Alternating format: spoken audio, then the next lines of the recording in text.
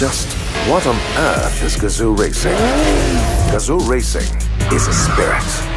The spirit of pushing one's limits. It's more than just a badge, a symbol, or a poster on the wall.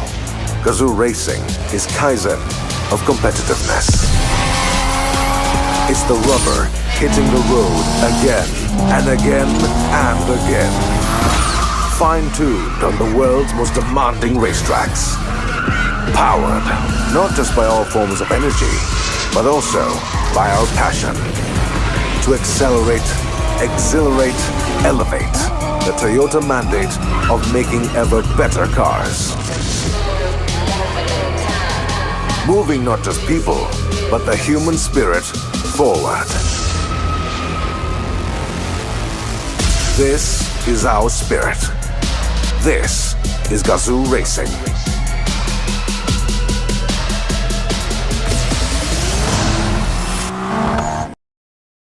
Toyota.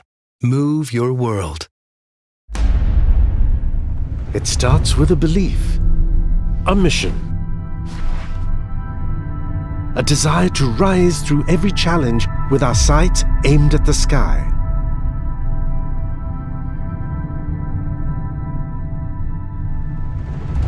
We're pushing the limits in the never-ending race towards ever better.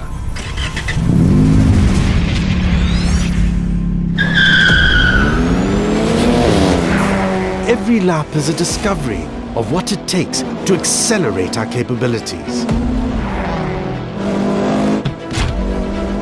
And we're not slowing down.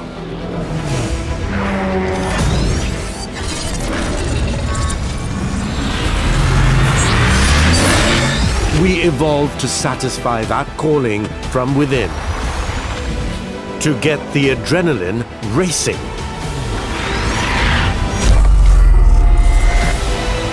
To bring extraordinary to the everyday.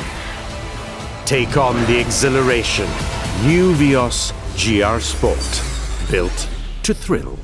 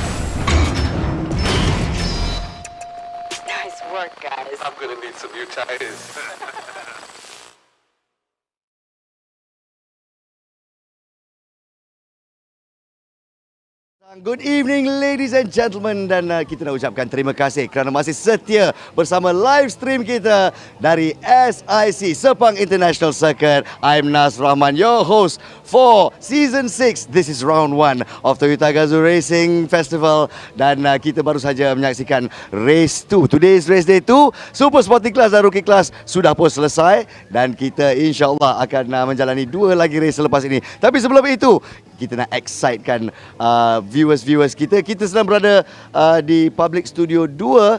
Inilah dia merchandise area kita. Semuanya sponsors kita berada di sini. Inilah dia. Wah, tengok Anwar tengah nak try baju ni. Apa macam? Muat tak bang? Muat kan?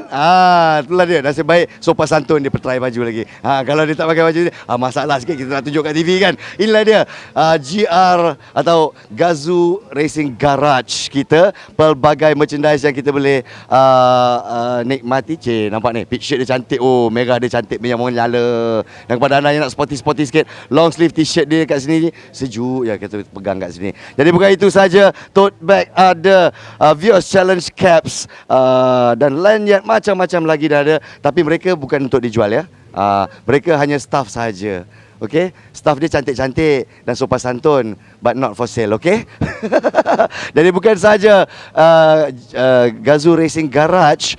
Inilah dia sponsors kita, merchandise kita. Kita nak ucapkan terima kasih kepada semua sponsors kita. Toyo Tires, NK, Denso, Multis, Modelista, Kinto, and also Toyota Capital. Jadi di sini kita ada booth Toyo Tires. Jadi kepada anda yang minat rims yang hebat-hebat, Toyo Tires ada seleksinya. Dan juga inilah dia tayar-tayar mereka. Di sini pula kita ada booth Denso dan juga Modelistas. Jadi this is what you can expect. InsyaAllah bila kita buka untuk public nanti, datang beramai-ramai ke SIC untuk menikmati kehangatan Toyota Gazoo Racing Festival. Jadi apa kita boleh expect hari ini? Race Day 2. Let's take a look at the program flash. Kita akan mulakan perlombaan kita untuk Sporting Class pada pukul 2 petang nanti, dan pada pukul 3 petang pula kita akan menjalankan race 2 untuk promotional class. 4:30 petang persembahan istimewa daripada Wany Hasrita dan juga DOLLA, sambil kita menunggu keputusan akhir, keputusan muktamad untuk Season 6 Round 1 ini. Untuk 4 klasifikasi, kita akan menjalankan our official prize giving ceremony selepas persembahan Wany Hasrita dan juga DOLLA. Jadi sekali lagi, inilah yang anda boleh expect bila kita datang ke SIC Circuit. Memang rancak, memang meriah. Dan di sini pula Denso, terima kasih Denso kerana juga bersama-sama kita. Umbrella Girls pun ada. Kalau kita nak bergambar pun tak ada masalah. Sekali lagi, thank you so much for your time. Dan selepas ini kita akan bersama dengan casters-casters kita. Kepada anda yang telah ketinggalan aksi Race Day 1, bolehlah ke laman web rasmi Facebook page Toyota Gazoo Racing juga, dan juga laman web rasmi Toyota Malaysia. Semua highlights kita berada di sana. Dan kalau kita lihat aksi-aksi drivers atau racers kita, pastinya anda akan teruja. Untuk Super Sporting Class tadi, kita baru saja menyaksikan Mitchell Chia daripada Primapol Auto unggul buat kali yang kedua. Ada sedikit dispute dalam keputusannya. Jadi insyaAllah we will have the full final results at the end of all the races. Okay? Jadi kalau kita nampak kawasan di Sepang International Circuit ini, semalam panas terik, tiba-tiba hujan pula untuk last 2 races. Kali ini kita nampak we got bright skies for racing, tapi inilah dia kudrat kalau kita nak berlumba di Malaysia. Anytime dia boleh hujan begitu saja. Jadi semua teams kita dah pun bersedia. Orang kata sediakan payung sebelum hujan. Untuk races pula, sediakan tayar sebelum hujan. So we expect an awesome race. And in just a few moments, sekali lagi for the lowdown on what we can expect for race day 2 hari ini, kita bersama dengan casters kita. Are you ready, boys? It's time to do your duty. I'm signing off. We'll see you a little bit later for race day 2 Sporting Class. Over to you. And we're back, ladies and gentlemen. Welcome back to the casters room. We are excited to be presenting to you our second race of day 2 here at the Toyota Gazoo Racing Festival Vios Challenge. My name is Nick, alongside with me is Victor, and we're going to be your racing commentary team for today. Victor, any thoughts before we cover race number 2 for today? The sporting class. Well, I mean, we're going to be updating you guys really about the official results, because despite the provisional results we saw yesterday, there definitely has been some changes due to penalties applied. So first off, of course, the winner is still the same. Nabil Aslan is the winner of the sporting class race number 1, and it was a wet race indeed, right? With all the rain just coming in. The sporting class was the only race that was wet in race 1 yesterday, wasn't it? So, all right. So as we were talking about the wetness of the race, it may actually be the case here if the weather doesn't permit as such. As you can see on your screen, it is going to be our getting to know our racers from Super Sporting. We are going to be looking at the sporting class after this. These are the names behind the helmets within, encased within the Toyota Gazoo Racing Vios. Yeah, so let's go ahead and talk a little bit some more about our sporting class drivers here. So Muhammad Abid Nazan, of course, the winner of race number 1. Amatar Mimi had a standout performance in the wet yesterday. I mean, he showed expertise in using the wet line to defend time and time again after against Bradley Benedict Anthony, who has been hounding him throughout the race. But Tarmimi made it up all the way to P2 before being passed eventually by Abdul Mikhail, who really has really is the standout driver to watch out for, I think, for this race, because if you remember from yesterday's incident, he had a crash with Danny's Ng, forcing both of them off the track. Danny's unfortunately had to retire, but Abdul Mikhail, he dropped all the way down to 9th place. From that zone though, he was still able to overtake a lot of drivers in front of him, got himself all the way up to the top 3, where he battled against both Bradley Benedict as well as Mini Tahang, and actually took second in the finish for race number 1. Now, unfortunately, because of that incident with Danny's Ng, he did incur a 30-second time added to his total time, which dropped him back down to 9th for today's race. So, can he make lightning strike twice again? Can he climb back up from that 9th position back up to 2nd, or maybe even take the win outright? This is going to be something that will be fantastic to see. Nevertheless, though, for Nabil Aslan, who is the winner of race 1, he's proven so far that he is one of the fastest when it comes to getting a good qualifying time, taking the lead of the race from the start to the finish. But today is going to be his biggest challenge yet, because Nabil Aslan will be starting in a reverse grid from 6th position. This means he has to fight his way to the front again if he wants to have a repeat of a win here in round number 1. And that's going to be a case here, considering that yesterday's wet race definitely worked in his favor, so to speak. However, with the regards of today being a little bit drier than usual, maybe it could work against him, maybe it could help him put out a better quality, better race and better result overall. Maybe yesterday he was able to get second from the wet line. Maybe today, on the fact that weather permits it, he will be able to score first. However, with the fact that we are getting geared up and ready on the sporting class being one of the more populated racing grids, it is going to be interesting to see how he's going to be able to push forward. In the meantime, we will be also covering a little bit on the point system as well, very briefly, just to remind everybody at home and in attendance what is at stake. In terms of the first driver to get through the finish line in P1, they will be scoring 20 points. Remember that, ladies and gentlemen. It is about 5 points difference between first and second, and that adds a huge margin of a lead comparatively. Exactly. I mean, that's exactly what we want here. We want to encourage these drivers to push forward a win no matter what, because they know that with a 5-point difference, that's a huge difference in the context of a championship that only has 3 rounds in total. So every single point matters, and the fact that first place already gives you such a huge advantage compared to the rest of the field, that's why everyone is gunning for that number 1 spot. Nevertheless, though, for those who didn't really get get to kind of fight for the top. There's still plenty of points to be had in the midfield, and we've seen time and time again from some of the drivers who suffer either DNFs or maybe even technical issues with their car in race number 1. They will try to use race 2 as a comeback in order to try to limit the amount of damage that race 1 has done to them, and at the same time be able to still keep themselves in contention for the championship for the rest of the season. All right, with that being said, right, there has to be an argument in terms of if a driver is able to get at least 2 pole positions, right, back to back, it really propels them forward. However, to counteract that, the reverse grid, as you said beforehand, also actually works in that favor. They have to work really, really hard for them to be able to come from behind. And with that being said, let us go check out the highlights.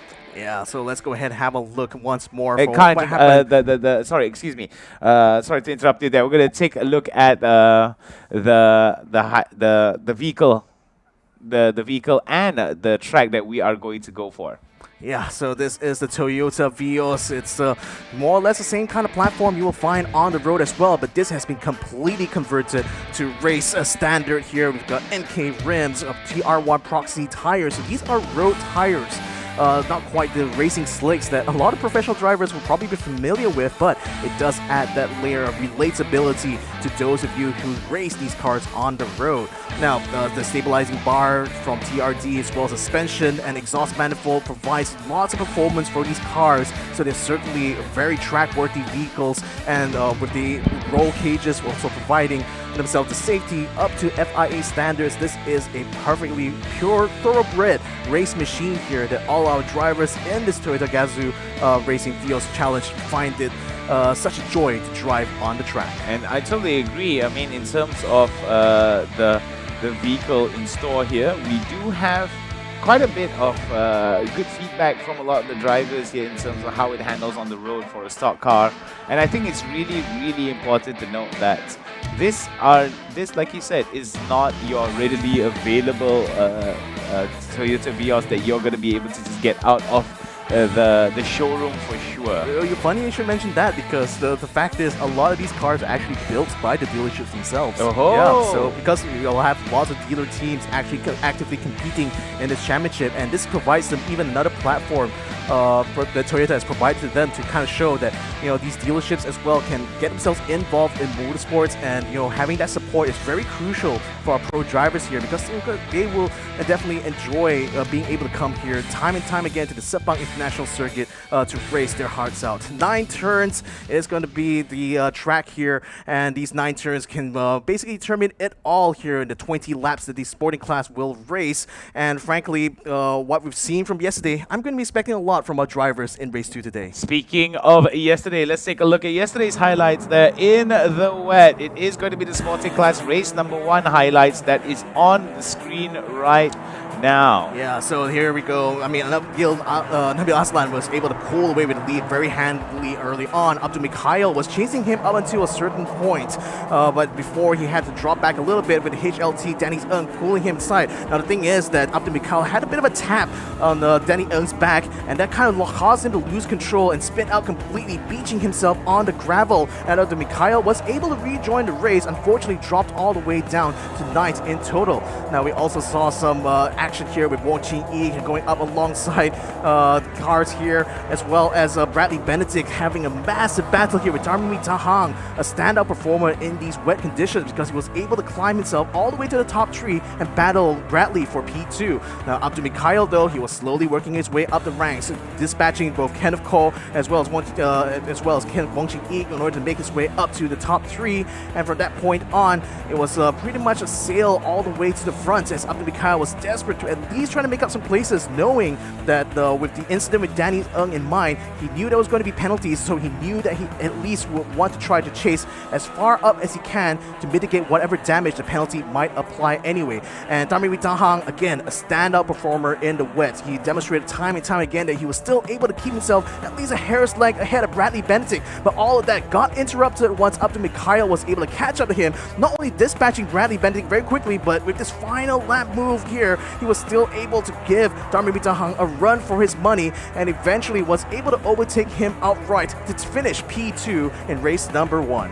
And that was where Tamimi Tahang actually won big though, but we did see that it did not come without some of the drivers that are being beached out, like you said beforehand, being beached out on the gravel. But we do see that despite that being the case, it was rather, judging from the highlights at least, it was a rather uneventful race in terms of collisions. However, we did see some trimmings there being loose, specifically some side mirrors, of course.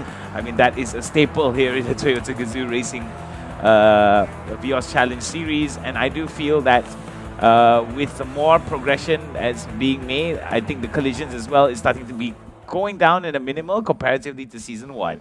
Yeah, so let's go ahead and have a look once more at our drivers here for the sporting class. Again, with all 18 drivers taking to the grid, this is the largest class of the TGR Season 6. So with plenty of cars on track, certainly a lot of variables at play here that could potentially cause that a little bit of touch and go action that you were alluding to just now. But if yesterday's race is any indication, the wet conditions certainly made things a lot more treacherous for our drivers. So let's see whether or not with the dry conditions right now, will they be able to race their hearts out? All right, these are your starting grid here for the sporting class. The first 3 rows, as you can see on your screen. We're going to be taking a look at the other 3 rows here from row 4 to 6. And we've got 1 more row to cover, and this is it. 9 rows of drivers, 18 drivers on the road, 18 vehicles in play. Yeah, so one thing that's going to be very funny to note is like Shafiq Samsudin, even though he started at the back of the grid yesterday, he still managed to climb all the way up to 6th place, and that allowed him through the reverse grid to actually start on the front row. So it'll be very interesting to see whether or not he'll be able to make up a lot of points here today, because the 6th place position is no slouch. Let's see whether or not today he'll be able to turn those fortunes around and maybe even try to challenge for a podium here today. But certainly all eyes will be on our race 1 winner, Nabil Aslan, who right now, bringing the grid here, making sure that they are waiting for everyone to be in position. The marshal waves the flags, the red lights will go on, and one is it off. Sporting class race number 2 will be a go, go, go as they all take up to the line here. Looks like everyone is coming up very nicely. I want to watch out to see whether or not Kaneko is going to try his very best to challenge Darmi Tahang. Darmi right now trying to squeeze Nabil Aslan on the inside wall here, but doesn't seem to have worked out. Bradley Benedict does have a little bit of a draft that he's trying to use here, trying to take the inside here to follow the leader as they go into turn 1. Now a bit of 3 wide going into this first turn. This time, no wetness on the track, going to be interrupting their traction, so they're going to be pushing all the way through until they get to the second turn. But jostling around, no contact this time around. Can they keep it clean by the time they get to the next turn? I think they just have nailed it. All right, Mohammad Shafiq Samsudin now very much ahead here, still maintaining his lead. We don't see any changes thus far until we get a little bit, until we get an even clearer picture of what is in store in terms of positional changes. However, it is still Shafiq Samsudin leading the pack, so to speak. We do see some changes here in terms of positioning. We do see Kenneth Ko now, I think, in position number 2, if I'm not mistaken. Well, he is certainly being challenged very hard by Nabil Aslan through turn 4, just now going into turn 5. Let's see what happens in the back of the grid as well. Bradley Bending starting to pull some distance away from Nabil, who now takes a position away from Kenneth Ko, coming into the final few turns. A very tricky part. If you are not careful enough, you might get a little bit of a touch there, as Kenneth Ko is reminding Nabil Aslan that he wants to take his position back, but Nabil holds firm, stays on the line. Dato Kenfu wrapping around the outside of Kenneth Ko. Is he going to be setting up a move here very soon? The thing is, he doesn't have the benefit of the draft here, given that there's no car in front of him, so he might be losing out a little bit in here. But nevertheless, Nabil Aslan defending very hard. Kenneth Ko looks like he's having a look on the inside. Is he going to try to make the move here? Not breaking hard enough, though, as Nabil Aslan still takes position, a little bit wide on the line, but I think he might have just done enough here to keep himself ahead of Kenneth Ko. And it seems that for Shafiq Samsudin, not only is he going to be under a little bit of pressure from the drivers behind him, but he also has to be aware of the false start that is currently under investigation by Race Control, hopefully that will not deter him, or at least put him in a situation that could penalize his current positioning. But we do see there, Sean Nico, Muganathan. 69. Yeah, Sean Muganathan unfortunately beached out on the gravel. Looks like he's going to be raring to try to get out of there. And it's kind of unfortunate that he's stuck in that position there. I wonder if they will be able to move him out of the way. But nevertheless, the race still continues on. Kenneth Cole now trying to chase back Nabil Aslan. But look at the gap between the two of them. The youngster already on the chase now to catch up to Bradley Benedict. Can he make the move done? And then challenge Shafiq for the lead here to make it a 1-2 in round number 1. Right, about 1.5 seconds here lead for Shafiq, and it seems that the safety car is going to come underway. Yep. Everyone has to reduce their speed. There will be no overtaking as the safety car comes out. We're going to be looking to see whether or not we will be able to get the safety car in view. Yeah, safety car should be out there. Yes, he's already out on turn 2, so he will be collecting all the cars right now. As I think Sean Muganathan's car is still beached out on turn 1 in a very dangerous position, and thankfully he is okay. He's already walking with the marshals off the track right now, so we're very thankful everything is safe right now. So let's take stock a bit about where the positional changes are right now, because there's a lot to talk about, especially on the midfield here, because Abdul Mikhail started 9th place. Now he's already overtaken both Kenneth as well as Darmin Bitahang to take 7th place right now, and he still has Amirul Haikal, Dato Kenfu, and Kenneth Cole to try to dispatch before he can challenge Nabil Aslan. So still quite a ways to go, but with the safety car out, this is kind of unfortunate, because whatever laps being taken by the safety car means there's less opportunities for these drivers to actually overtake, which means that right now the chances of both Nabil Aslan as well as Abdul Mikhail challenging for the win here is very much reduced at this point.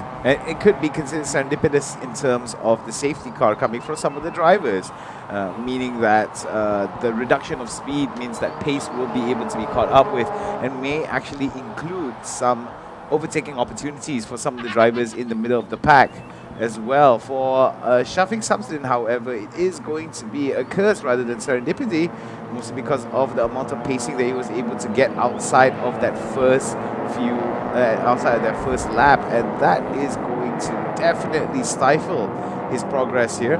In terms of what happened to Sean Muganathan, we were well aware of what happened to him, but it happened outside of view.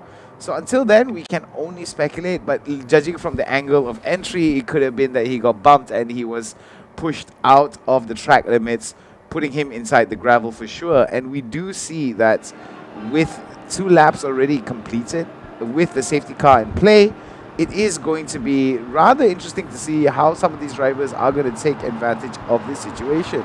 One thing that we'll definitely want to try to take advantage of, especially on the restart, is to be able to get the slipstream with all the cars being bunched up together. You know there's going to be plenty of slipstreaming going around, and it's going to be crucial for drivers like Nabil Aslan, Bradley Benedict, who definitely wants to challenge Shafiq for the lead here, and also extremely important for Abdul Mikhail, because if he can use back-to-back slipstreams from both Amirul Haikal as well as Ken Fu to just claw his way to the front, this could be a boon for him in order to try to repeat the same level of performance he did in race number 1. However, given that this is dry conditions, I think it's a lot going to be a lot harder for Abdul Mikhail to pull that off. But let's see whether or not the youngster who did win the 2022 Vios Enduro Cup together with his father Al Farouk, whether or not Abdul Mikhail will be able to prove once more that he is the man to beat here in the sporting class. That still remains to be seen. Still remains to be seen. Safety car still deployed, and it seems that the race has been stifled a little bit here in terms of the pacing that has been built up by some of these drivers. Could be considered, like I said beforehand, serendipitous for most, but a curse for some. Yeah, so let me go ahead and talk a little bit about some of our sporting class drivers here while we still have time with the safety car still deployed out on the track. So Bradley Benedict Anthony has been one of the longest running competitors in the sporting class. He got the call up from season 3, and he actually finished 2nd overall in the championship, showing a lot of promise already for the young driver. But then later on in season 4, he finished 3rd overall. In season 5, he finished 3rd overall again. However, given that only the top 2 drivers in a sporting class are allowed to be promoted to the super sporting class, he has hasn't been able to get the call up quite yet, despite having competed for 3 seasons in a row. And with his brother Brendan Paul already fighting it out in the super sporting class, I would think he would like to join his brother hand in hand there to help him out a little bit in the super sporting class. Definitely gonna need as much help as he could get, as we do see that for some of these drivers here. I do feel that should be the case for a lot of these drivers, especially with how they are actually building up quite a bit of a lead here, but some may require more assistance than most, that is for sure. Yeah, and one thing that kind of nerved Bradley Benedict during yesterday's race actually was because of the wet condition. Or actually, I should clarify, it's actually a changeable condition yesterday, and that's the thing that kind of threw Bradley Benedict for a loop, because they had his car completely set up for full wet condition, and when things dried up, he actually found that his pace dropped out, and that's kind of why it made it quite hard for him to challenge Darmi Tahang, because whenever the track started to dry, he was losing pace against Darmi, who definitely had a much better setup. But then when it started raining again, that's when he started to close the gap, started to try to challenge him. But then as soon as the rain comes, it just drifts away, and Bradley Benedict just left completely on the lurch there. So hopefully this time around, given that it's going to be dry conditions, given that things are still things are going to be a lot more ideal for racing here, hopefully Bradley will be able to eke out a win. He's already in second place, and with the safety car already bunching things up here, making sure that Shafiq doesn't have that lead anymore, I'm expecting that Bradley will be using that slipstream to challenge Shafiq once the race is restarted. Now, with the fact that speed has been limited and the safety car will return into the pits at the end of this lap, means that it is going to be back towards regular driving. Bradley Benedict could actually use this moment to close the distance between himself and Shafiq Samsudin, and I could believe that I could see it happen that Bradley Benedict could actually use this moment of opportunity here to leave Shafiq in the dust. But Shafiq now, from what I have seen, has been able to build up quite a bit of a lead, negated by the safety car. So with this in play, and the fact that the safety car will be returning on this lap, it's all a matter of whether or not Shafiq is still very cognizant of how much of a lead that he can build up before Bradley Benedict will be able to catch up. Because Bradley Benedict has been able to build up quite a bit of a pace here if he so chooses. Yeah, effectively, when the safety car comes in the pit, Shafiq will be the safety car until they get across the control line on the Kuala Lumpur straight. So Shafiq is going to have to bide his time. Looks like he's gunning it basically through the final corner there, not leaving any room for Bradley to react to that. Oh, even Darmi Tahang's getting off of the track there as he tries to round around. So Shafiq already having a decent lead now to Bradley Benedict, who's now forced to actually contend with Nabil Aslan getting up to his tail on the restart here. So Nabil looks like he's on the climb here. He's going to try to feint around the outside. He takes the outside now. Bradley Benedict tries to move to make sure he keeps Nabil in sight, but Nabil comes up alongside him through. Now they'll be battling for P2 here while Shafiq continues to pull away into the lead in turn 2. Nabil Aslan, though, he puts his elbows out. He wants to take the P2 away from Bradley Benedict, but looks like they will continue this battle all the way uphill through turn number 3. Bradley, though, he closes the door. Nabil Aslan before they can get all the way through turn 3 now. So it looks like Nabil will have to try again on the next turn. Bradley Benedict shows his capabilities there, and it seems that for Shafiq Samsudin, it is going to be a false start, and it is going to be considered a penalty for him. He does have to drive through the penalty here, and this is going to be interesting for Bradley Benedict and Nabil Aslan here when he starts out in the next lap through the penalty. So that means effectively this second place battle is a battle for the lead here, ladies and gentlemen. Shafiq will have to go into the pits to serve the drive-through penalty unless he gets a black flag yet again. So let's see whether or not he'll be taking it the next lap though. In the meantime, Bradley and Nabil continue to battle in the background here. Are we going to be seeing as well Abdul Mikhail making some places up though, because we haven't really seen him on camera yet until just now. He's still behind Amir Haikal at this point, but Amir Haikal, though, has already moved up there, as I think Dr. Ken Fu has dropped a couple places down to P7. So Abdul Mikhail having a look around the inside there, doesn't quite have the gap necessarily to catch out Abdul Mikhail. In the meantime, Bradley Benedict still keeping a good defensive line through turn 1. Nabil Aslan still not able to make the pass through that turn yet. He's going to have to try one more time. Very nice, though. Nabil Aslan still respecting that space between himself and Bradley Benedict. Bradley Benedict not giving him any room to actually even look through the door. So that's very wise defensive driving, as you so alluded, by Bradley Benedict. However, Nabil Aslan is not a slouch. He will look forwards, continue pressing on as he does. Not too far behind him, though, it's going to be Kenneth Ko and Amir Haikal as well as Abdul Mikhail. Some of these names also have made some waves in their respect in this sporting class, and this could be a signifier of what's to come here when Shafiq goes into the penalty for the false start to serve for that penalty. It's going to be very interesting to note. Yeah, exactly. So he has to serve within a few laps though, but it looks like he's still continuing to run the next lap ahead of both Bradley and Nabil Aslan though. But nevertheless, the battle will still continue here. Up to Mikhail, how is he doing at the back? It seems like he's still behind Amir Haikal at this point. He still needs to get past both him in the car number 36 as well as car number 46, Kenneth Cole, before he has any chance of joining in the battle for the lead here. And knowing that the caliber of drivers behind the wheel of both of those cars, it's not going to be an easy task. In fact, we're already seeing Amir Haikal starting to make a move there onto Kenneth Cole, forcing Kenneth to actually defend a little bit coming into turn 1. Nevertheless, Shafiq Samsudin still in the lead temporarily, still has yet to serve his drive-through penalty.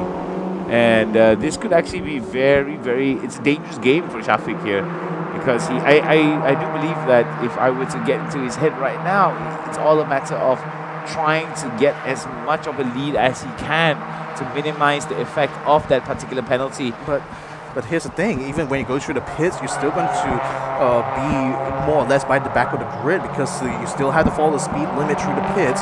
It's still going to be a massive slowdown, so whatever gains you make here is going to be, I think, negligible compared to the amount of damage the drive-through already does. So if I was Shafiq, I would take the drive-through penalty as quickly as I can right now to get it out of the way. But it's actually benefiting Bradley Benedict somewhat, because he may be able to get a tow right now from Shafiq, who is still not going into the pits yet. Shafiq is still going on yet another run right now. But this is delivering a bit of relief now for Bradley, because at least he will be able to take the tow off of the number 88 car and put some distance between himself and Nabil Aslan. It seems that Shafiq's mistake is Benedict's, Anthony's advantage here moving forward, as it seems that this could be a huge issue there. As you can see, the card there has been given information to Shafiq, and I'm pretty sure that communications have been relayed to him accordingly. Nabil Aslan, Kenneth Ko, Abdul Mikhail, Amir Haikal, Dato Ken Fu, Lau Sen Kiat, Tamil Tahang, and Kenneth Thay. No major changes across the board here, with the exception of Kenneth Ko that was able to overtake Amir Haikal just now. Yeah. One thing also I kind of forgot to note is for this race here is that because of Nabil Aslan's win yesterday, he does carry an extra 20 kilograms of ballast in his car. So the fact that he's been able to follow Bradley Benedict quite well through these races just goes to show how much talent this youngster, this former rookie from Season 5 actually has in his hand here. And Bradley Benedict is certainly going to have a run for his money, because compared to Nabil, he's been running in the sporting class for 3 seasons now. He knows kind of what to expect whenever he's in the lead here, but yet again, these youngsters, they just keep coming in and they just keep beating him somehow. But nevertheless, though, it is Bradley Benedict in the lead right now as it comes through. Finally, Shafiq will be taking his drive-through penalty, which means Nabil Aslan moves up a place. So does Kenneth Ko, so does Abdul Mikhail, who has already overtaken Amir Haikal for 5th place. And this is going to be interesting here. Has to observe the speed limit as he goes for the drive-through penalty. Looking at all of his gains there being lost out could be a huge detriment towards him, but he will relatively be able to try to at least stay within pace here if he is able to get out. So yeah, Shafiq Samsuddin finishing his drive-through penalty right now is making sure that, again, like I mentioned, no matter what, you still end up in the back of the grid as he does, coming out just behind car number 36. So right now he's going to have a lot of work on his hands right now to get back into the points, but there's still 10 laps to go, so perhaps he could still make some places yet. Bradley Benedict, though, he does have a 1.4 second advantage with Abdul Naslan at this point, but with Abdul Mikhail already climbed up to P3 now, having dispatched both Kenneth Cole as well as Lausen Kiat. He's already on the run right now to try to challenge our top two in the sporting class here. But yet again, with 10 laps, there's only 10 chances here really to try to make overtakes. He needs to catch up as quickly as he can to maximize his opportunities to get even more points than just the podium. And that's going to be the case here. But with yesterday's winner being very close to the podium as well, very close to the first spot as well, this could be a case of just leapfrogging ahead of the competition if he just stays consistent.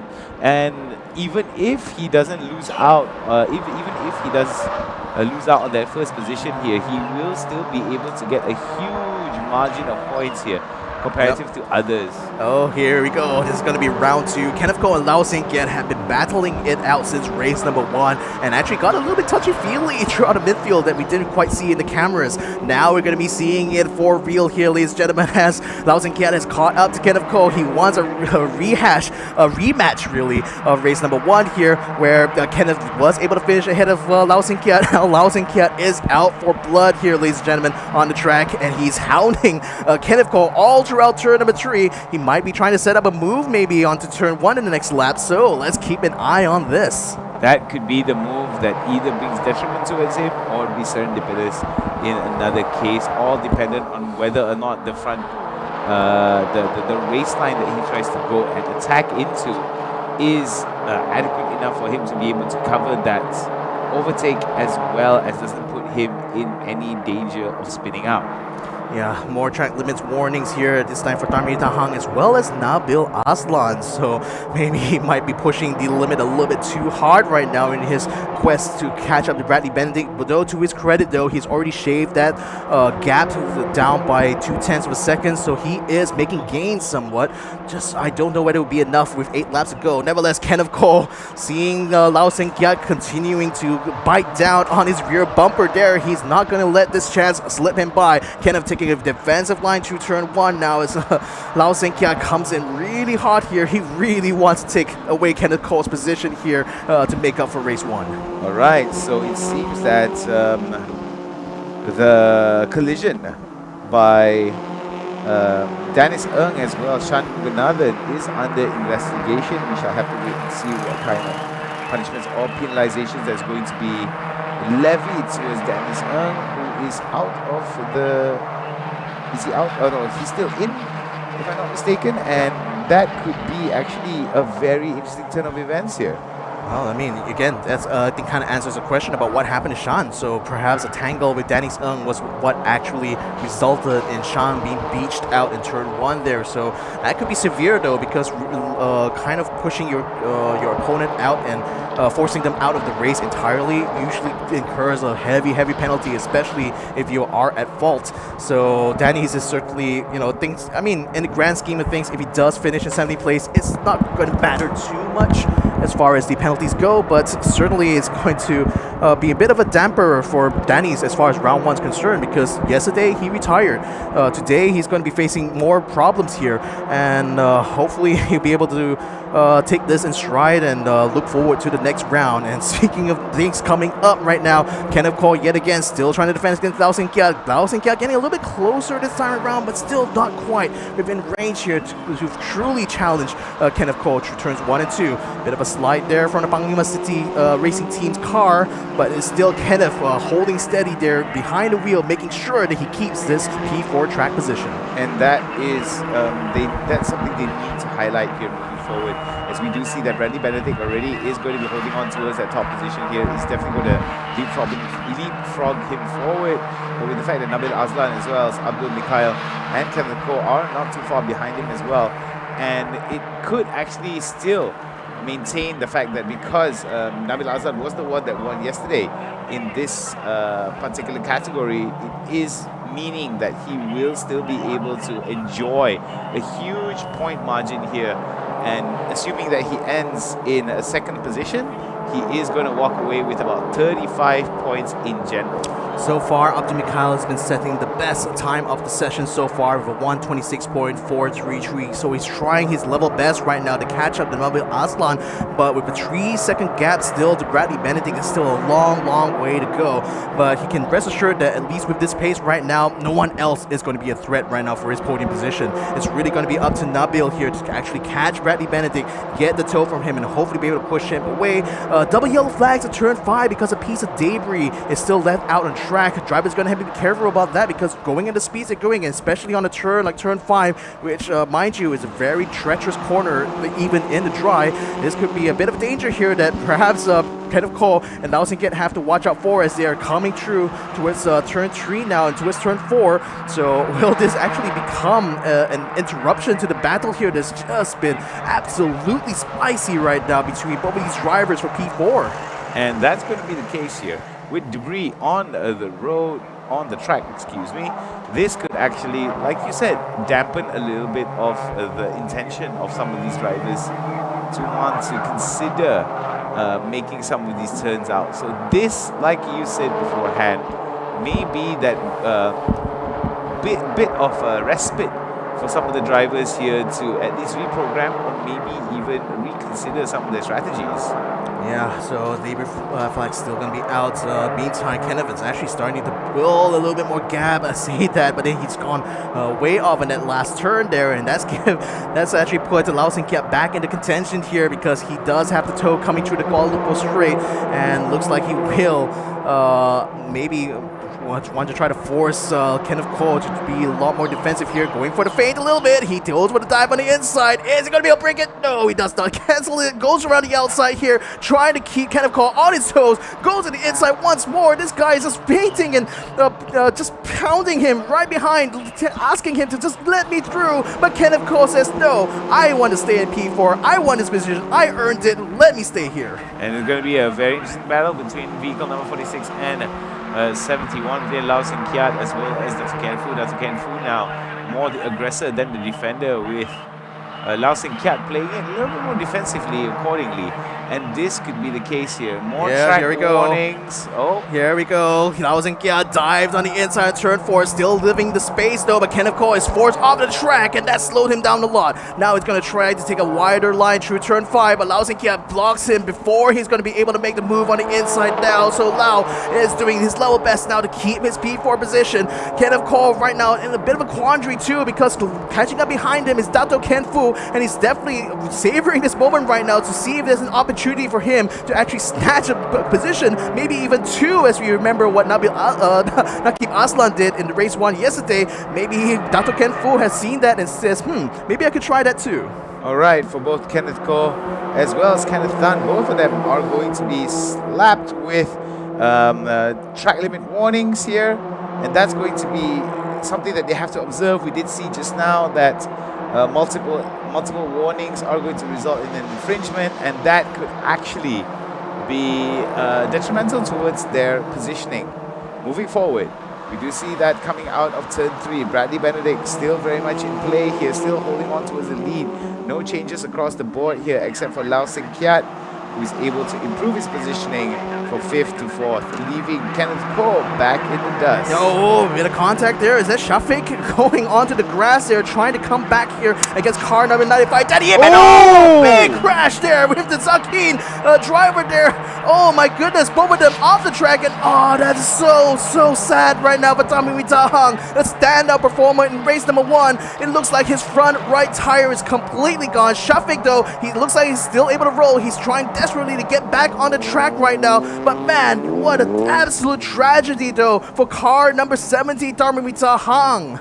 Tarmi Mitahang now out. It is going to be an incident at turn 1. Race control deems it under investigation, and that could be another incident here that could stifle the slow climb of Shafiq. Let's take a look at what happened again, Victor. Yeah, so that's Shafiq. He was in front though, and car number 5, there was a little bit of a bump. There was a little bit bump to be fair. Tammy Tahan goes around the outside, tries to avoid most of it, though Shafiq comes back in and didn't really leave a lot of gap for both cars, and that tangle just resulted in Tarmimi having the worst of it really because he got pitted actually by car number 95, Danny Yip.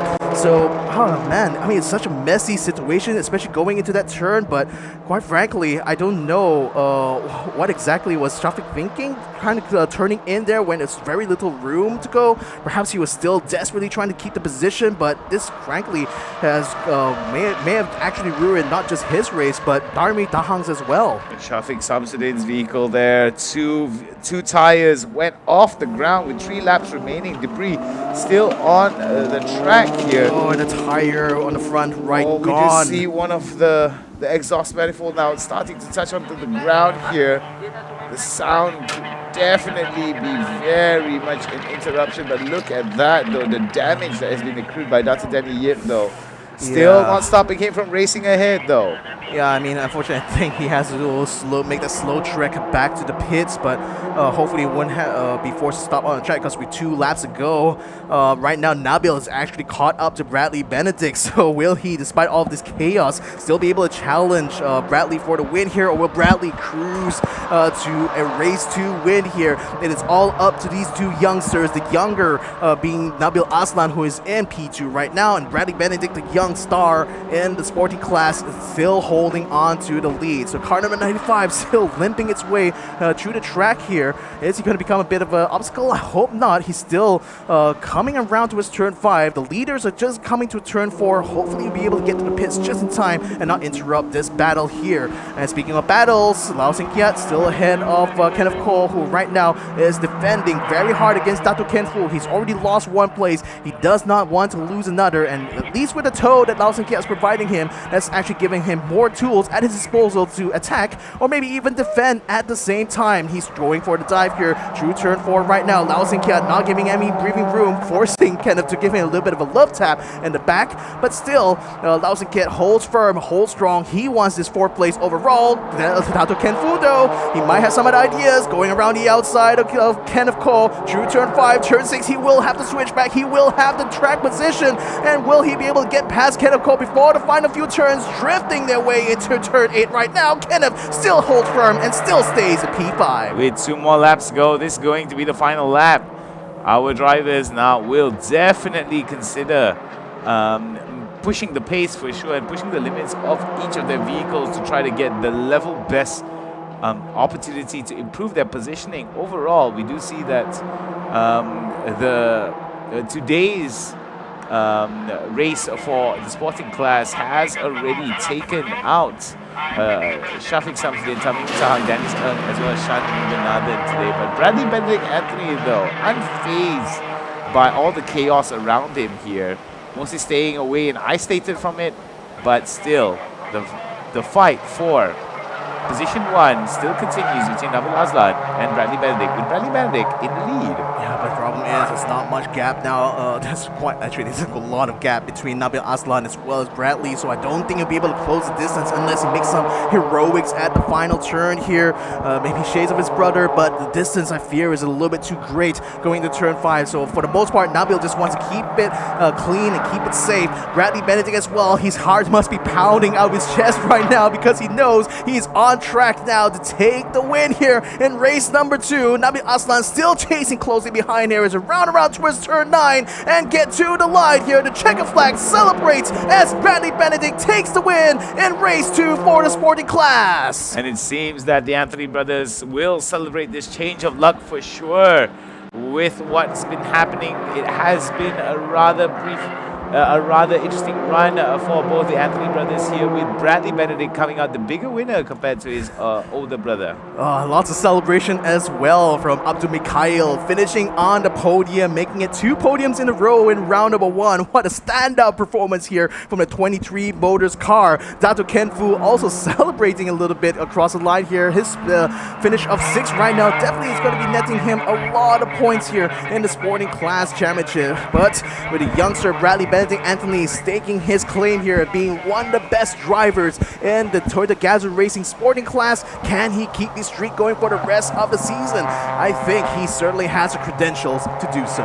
Credentials to do so, but as we see it, we have kind of seen also that luck also kind of plays a small little part in it, and we do hope that his consistency will not be stifled by any other unfortunate happenings. But look at that handout, big thumbs up is definitely going to be the man. Bradley Benedict Anthony going to be celebrating with the team Crestmax Motorsports for sure. Yeah, and Nabil Aslan. I mean, let's not forget that Nabil also won race number 1, so it is on for the sporting class, I got to say. I mean, this is going to be quite the interesting rivalry, really. The young rookie, the protege, one of the proteges of Alex Young, versus Bradley Benedict, the youngster who has just been accruing experience after competing season after season here in the sporting class.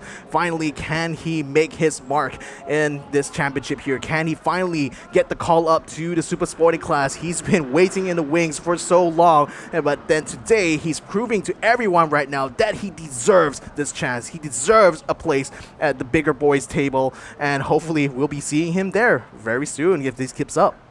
And with that underway, this is going to be the conclusion of race number 2 for the sporting class, our second race, round number 1 of season 6 for the Toyota Gazoo Racing Festival Vios Challenge. There we are with the winner, Bradley Benedict Anthony, with a best time of 1:26.045, if I'm not mistaken.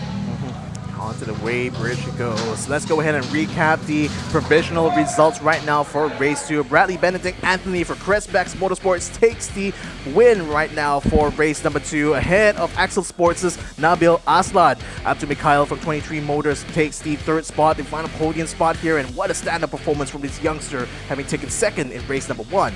Lau Seng-Kia from Saksama Motorsports finally gets a leg up over Kenneth Cole from Panglima City Racing Team, so that's another kind of rivalry to watch out for in the midfield. But speaking of midfield, Dato Ken Fu from Kulin Top Wheel makes it to 6th place ahead of Aaron Haikal from Distinctive Model in P7. Kenneth There from Team Focus will be taking the 8th spot ahead of Amira Haikal, who unfortunately dropped all the way to 9th place here for the Super Evergreen Motorsport team. Muhammad Alif Shauki, he takes the 10th spot, the final point on the board here for Todak Wheelsport Motorsport. So that will be something quite exciting for the new entrant for Season 6. Hazik Zariel All from the 20 Racing Team takes 11th spot. Wong Jing Yi from Haiwa Racing Team takes 12 overall. Amir Himazal Hussein from Race Ready KL takes 13.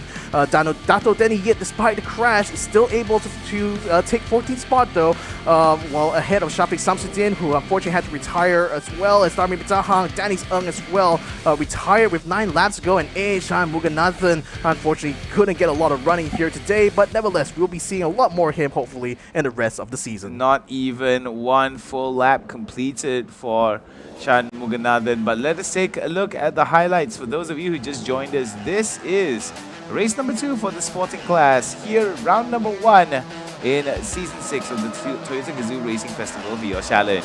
Yeah, we saw from the start already plenty of jostling going around, but a very surprisingly clean first turn here. Far cry from what we saw in yesterday's race though, but nevertheless these drivers were still hounding and pounding all the way. Kenneth Cole and Nabil Aslan were battling it out here for a position, but then again, Nabil, the youngster, was just a little bit too fast, maybe a bit too furious when it comes to these kind of races. Then Shan Muganathan forced out the safety car on lap number 2. But when racing came back, oh boy, did the racing come back indeed. Because Bradley Benedict and Nabil Aslan were chasing, hounding each other for what was effectively going to be the lead of the race here. But then Bradley Benedict was able to hold strong and actually had the benefit of using the tow from Shafiq Samsudin's lead car there in order to try to stay ahead of Nabil Aslan. Though once Shafiq had to take the drive-through penalty, this was the opportunity for Bradley Benedict to take the lead, and in the lead he stayed until the end of the race. Opportunities for some were detrimental for others here. Biggest winner thus far had to be Bradley Benedict Anthony, with Nabil Aslan as well as Abdul Mikhail there, enjoying quite a bit here in terms of their podium finishes. We did see some changes in terms of the mid in terms of the mid-grid for some of these drivers, especially since the safety car came into play. But other than that, no big further developments. But look at that, though. I think we're about to get into that big collision that's about to happen after this, if I'm not mistaken, for Shafiq Samsudin. And I think it was at that second turn, or turn 1, if I'm not mistaken, where we did see Shafiq Samsudin's vehicle rise up 2 wheels off the ground, actually. And that just goes to show the amount of force that he had to absorb in that collision. Yeah, speaking of the collision, this was exactly a replay we saw. So the tap from the back there from Dato Danny Yip was what caused Shafiq to go off track. But when he rejoined, he tried to take it very aggressively to turn 2, and that resulted in the tangle with all 3 cars, with Tommy Tahang actually taking the worst of it there, and eventually leading to his retirement along with Danny Yip as well. So, but then the rest of the race here was pretty much a battle between these 2 drivers here, Lau Sing Kiat and Kenneth Cole, as well as Bradley Benedict and Nabil Aslan. And Bradley cruising his way through race number 2 to take the checkered flag, therefore cementing himself as the championship contender this season in the sporting class. All right, that is it, ladies and gentlemen. The end of the sporting class. We still have one more race to go, as these highlights are about to come to an end, and it is going to be the promotional class after this, which in and of itself is going to bring so much of excitement as well for those big fans at home. Yeah, indeed. So, ladies and gentlemen, hope you guys enjoyed all the action there, because there's still more action to come later on. So make sure you don't tune away. But you know what's another reason for you to not tune away? What's going on ground here? We're going to be joining in with our hosts over there in the main ground there, having a good chat with the fans of the TGR here. Let's go ahead and have a look at what our main host here, Nas, will he be able to give us some good insights on what's going on ground on the pits? Let's go ahead and check him out on cam right now. Thank you, Mr. Nick Harris. Thank you, Mr. Victor Cax. Yes, great job you guys are doing so far and giving the commentary for race 2. That was sporting class. Congratulations, Bradley. Oh, well done from Climactic Sports. And Nabil Aslan from Axel Motorsports coming in 2nd place, and 3rd place also Hayden Heikel. Well done for Axel Motorsports. I think still putting the points in up there. But now we're going to be concentrating on the rookie class. Actually, the class of 2023. For those of you who are unfamiliar, now the GR Rookie System is an exciting new program by Toyota to develop the best talents across the country, and they've done their absolute best. 12 new talents have come up from this platform alone, and we're going to be interviewing 3 of them right about now. We have Mr. Iman Danish, race winner for race 2. Tepukan sikit. Tepuklah sikit. Tepuk sikit. Menang ni. Alright, of course, we're going to invite 2nd place and 3rd place winners as well. Let's invite Encik Nazmi Azlan, and actually race winner is Arif Azmi. Arif Azmi, mari sini. Ini dia, abang yang handsome kita, who's come in 5th place in race 1, but today turning it around and coming in 1st place. And our next rookie, let's call Nazmi Azlan to join in as well. Now these are our young drivers. How young? Iman is 17 years old this year, betul? Yep, betul. Betul. You celebrate your birthday bila? 17 hari bulan 7. 17 hari bulan 7. Maknanya still 16 tahun. Still 16 tahun ya. Lesen pun tak ada. Suara pun belum pecah lagi. Jadi untuk Encik Arif Azmi kita di sini, he started karting when he was 12 years old, yes? Yeah. And now you are? 16 turning 17 this year. 16 turning 17 as well. Same age as Mr. Iman Danish right here. And how about yourself, Encik Azlan? I'm 19 years old this year. So you're the eldest actually? I guess so. Dia macam malu-malu. I'm the eldest of all the rookies, but not to worry. I mean, experience does count after all.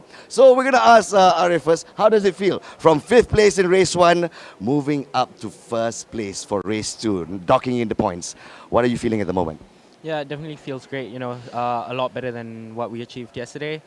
Yesterday in race 1, we're leading up till like 12, 11 laps to go until we suffered an ABS failure, which brought me all the way down. So to redeem myself today with win in race 2 feels really good. Excellent. So that's what the problem was. There was a problem with your ABS, yeah? We were wondering why you lost pace for a while and you were dropping off quite a bit. We talk about Iman as well. You were on the podium for race 1. and also on the podium for race 2 as well. Was that part of your plan and expectation?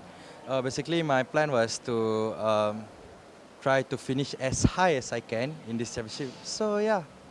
So tak ada matlamat yang kata saya mesti dapat nombor 1, saya mesti dapat nombor 2 or at least podium. Tak ada ekspektasi macam tu. Kau kata tak ada bos, sebab memang target nak finish setinggi yang saya boleh lah. Basically, ya. Ada minum vitamin ke apa-apa yang extra ke tak ada Tak ada. It's all on good vibes. Yeah, I'm mineral. Well done, Iman. Well done, Iman. So for Nazmi, so you're the eldest and coming in a podium finish as well for both races. Was that your expectation too?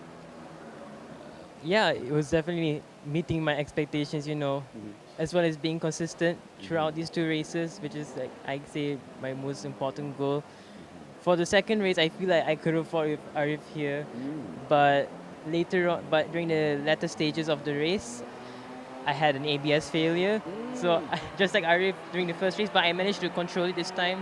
Didn't end up in like the gravel or whatever, luckily. So just managed to recover the car, heading towards the checkered flag. At least I don't have to worry so much behind me because there was a huge gap. So yeah, just nursed the car back home safely and finished second place. Excellent. So there was not much pressure from the back. Your race management was very important and trying to hold on to your place. So you've docked in the points. Well done. So a little bit of background from these rookies right here. Here's the best part, yeah? We got traditional guy coming in from go-karting since he was 12 years old, right? And the other 2 are pure sim racers coming into track and doing it as best as they can. So Arif, do you think you have an advantage coming up the traditional go-karting way, feeling the road, smelling the rubber, smelling that petrol? Do you think that's why you have the edge right here for this race? I wouldn't say I have a big advantage because these guys know what they're doing. They've done countless sim races and, we progressed through the same development program with 6 days before this race. So I wouldn't say I have the biggest advantage, but I do think having more experience in the real world did help me with the races. Excellent. That's a good answer. So Iman, although Encik Arif sini yang mula dengan go-karting sejak 12 tahun, when did you start sim racing? Saya start sim racing masa 2020, masa tu PKP yang first kali. So bila start sim racing dah main dalam 2 tahun 3 tahun dah kah. And menang a few championship, menang beberapa race. So tapi saya start real life racing baru tahun lepas 2022. Tu pun baru sekali and then dapat menang beberapa podium juga dalam 3 kategori yang berbeza. Okay, 2 things that impressed me. Number 1, he's 16 years old and he's already a head taller than me. Itu satu. Nombor 2, you started sim racing at 2020 and started professionally racing 20. Do you think that's impressive, guys? Yeah, very impressive. How about you? Undoubtedly, very impressive. And what's even more impressive, I'm going to read out his achievements so far. In that short time, the 16-year-old has had several podium and top 10 finishes. 3rd in the Super 1600 class, 2nd in the Tinder production class, 4th in Saga Cup. That's on track, yeah? So you've definitely managed to translate your sim racing experience on track. So do you feel that it's pure talent or it's just about luck? Because they've been racing a lot longer than you have. I don't think it's pure talent because I have a lot to learn still. But yeah, I think sim racing does help me a lot. Racing line, wheel-to-wheel racing and all. So yeah, I don't think it's pure talent or luck. What a modest boy. I have to admit, he's a real humble guy, yeah? So I still think it's impressive. So Iman, for me, is the driver to watch for in the rookies category. Do you agree with me? Yeah, I have to say Iman is the guy to watch, especially after what he did in race 1 yesterday, just capitalizing on stuff going his way. So that's quite impressive, just keep his cool even when, the excitement starts to come in. So yeah, really impressive driver to watch. Very cool, good sportsmanship. How about yourself, sir? Yeah, I mean, for me, I feel like I look up, I think so far during this rookie championship. I know it's only round 1, but I feel like Iman and Arif so far have been doing such an amazing job. Both of them winning race 1 and race 2. And me finishing 3rd and 2nd for race 1 and race 2. I hopefully, if I maintain my momentum like this and reflect on this weekend, hopefully in round 2 I could manage to snatch the win. complete in that time. Excellent. So Iman, it looks like you've got thinking rookies as well. It's not just gung-ho people, let's race, I'm going to beat you all. No, it's nothing like that. These guys are cool and confident at such a young age. And so this is round one. I'm surely you guys are happy with your prestasi and sebagainya. So coming up to round two, what would you do different? Maybe keeping the same mindset as now, during the off time, maybe I would, I want to improve my fitness level up a bit. So yeah, looking forward for the round two to start. I think that's a good point as well. For many sim racers, fitness is an issue because they're not used to being on track as often as you have. Do you think that makes a difference, being fit on track? Yeah, definitely. Not only physically, but mentally as well. Having the concentration throughout what is an half an hour race. So yeah, you have to be physically and very mentally strong if you want to succeed in this series. Very good comments as well. And for Mr. Consistent right here, we're wishing you all the best because for me, there's fast people. Sometimes you don't have the pace, but the consistent guys, that's the guys you have to watch out for. So all the very best to Mr. Iman Danish right here. AJ Arif Asmi, congratulations. And Azmi Azlan, well done. These are our rookies, class of 2023. Congratulations to them on their podium finish. And now it's back to our casters for promotional class. Let's go. And we're back from that very, very short interview there from Nas. Thank you very much for that information. And of course, my name is Nick. Alongside with me is Victor. And we're going to be covering our last and final race for today. But the game isn't over yet because we still have a few other things in store for each and every one of you in attendance, and of course those that are watching at home. So after the race is done, for sure, yeah, but we're going to have a lot of opportunities for a lot of our drivers to unwind here at the Sepang International Circuit. Yeah, the performances are going to be something that you guys will definitely want to check out for. But then let's talk about the action that's about to unfold here in race number 2 for the promotional class, because it's like it kind of feels like a rerun of a season, doesn't it? Because Shukri Yahya and Zizan Razak have been battling out ever since they've been butting heads in season 4, but then now coming into season 6 now, I mean, it's going to be one heck of a battle here for race 2 because Zizan Razak won the first race. Shukri Yahya will be starting in front of him due to the reverse grid. Is Shukri going to be the one to take away race 2 here? Let's have a look at the highlights. Yeah, looking at the highlights, it seems that yesterday's promotional class was still on the wet though, but it seems that the weather did manage to clear up just a little bit after the fact.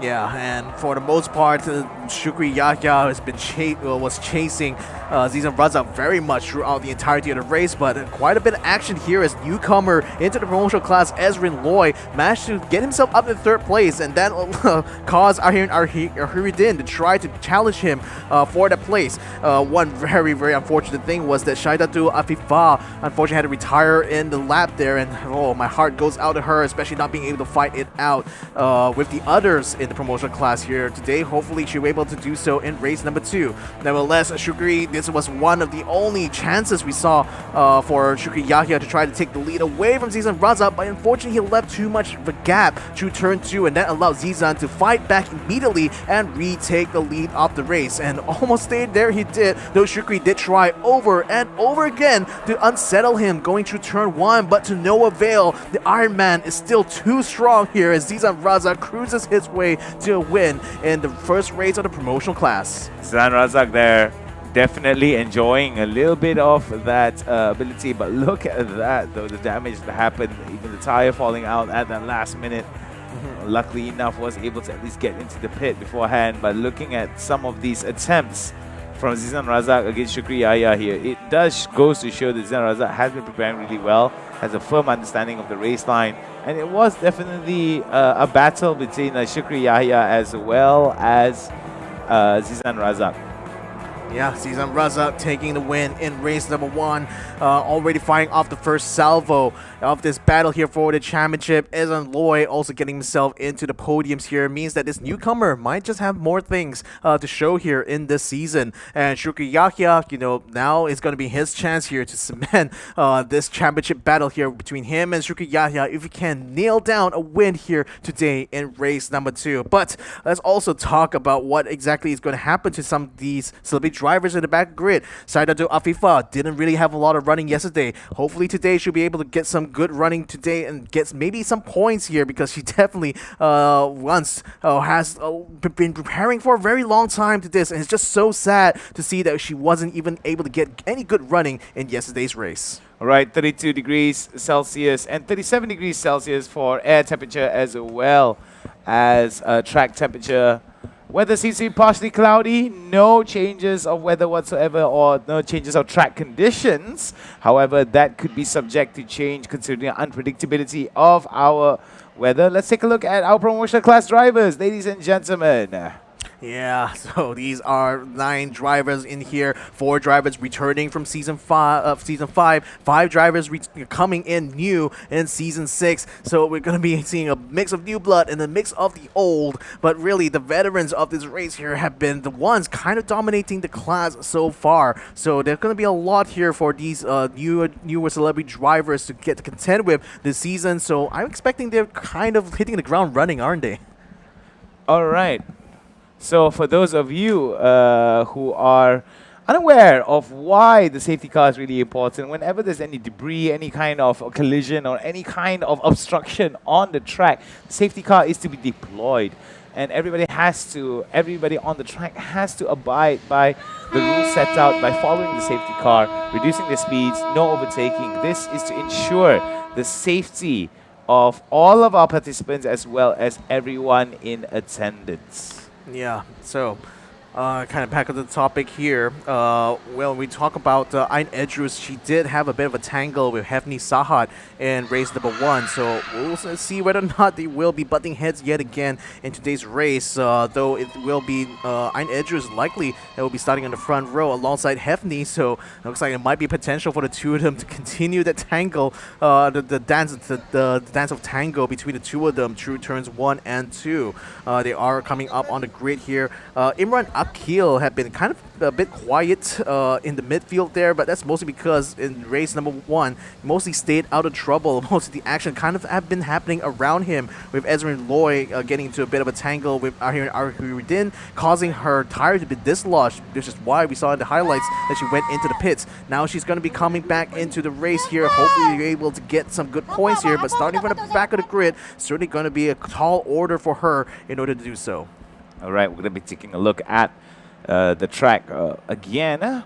9 turns, 2,706 meters, or roughly translated to 2.7 kilometers in terms of track length with 20 laps. That is a lot of mileage for them to cover up, as we do see Hefni Sahat there ready and how they would say berdebar katanya.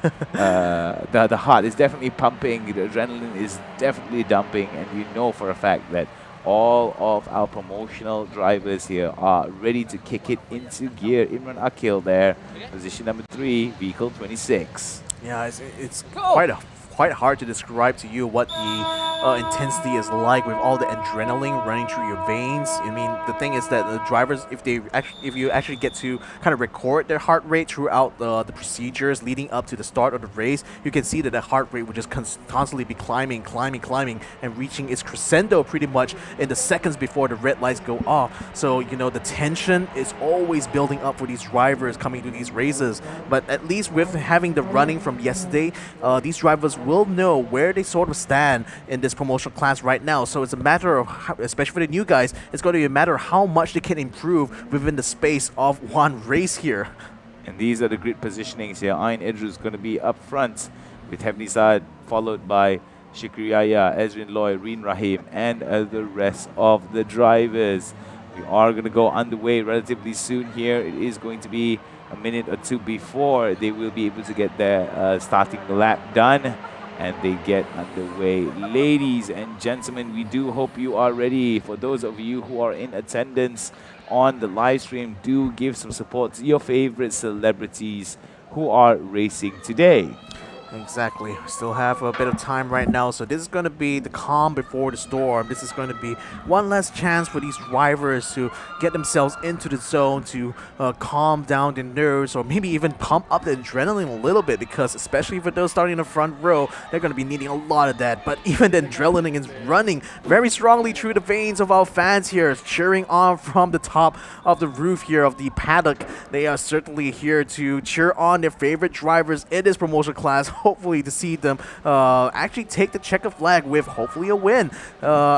Our race director, M. Ravin, actually keeping an eye on the sky right now. A bit nervous maybe about changing weather conditions. It is getting rather cloudy right now. Hopefully this wouldn't result in changeable conditions during the race, which could potentially be a variable to make things kind of tricky for our drivers. 1 more minute to go before we head off to the formation lap. Let's see whether or not our promotional drivers will be delivering lots of tire burning action very, very soon. And that's going to be the case here. M. Rabin is going to be making sure to observe the procedures as well as making sure safety is the #1 priority. This is the man who is overseeing all the comings and goings on the track, and that is going to be very important to make sure that not only fun is on the agenda, but safety as well. Ladies and gentlemen, our track is definitely heating up at 37 degrees Celsius. It is definitely going to be hot to the touch for sure. We are almost there as we are about to go underway. Yep, formation lap right now, so it's going to be the chance for the drivers to get out on the track there for one last time, a bit of a warm-up before they get ready for the real thing.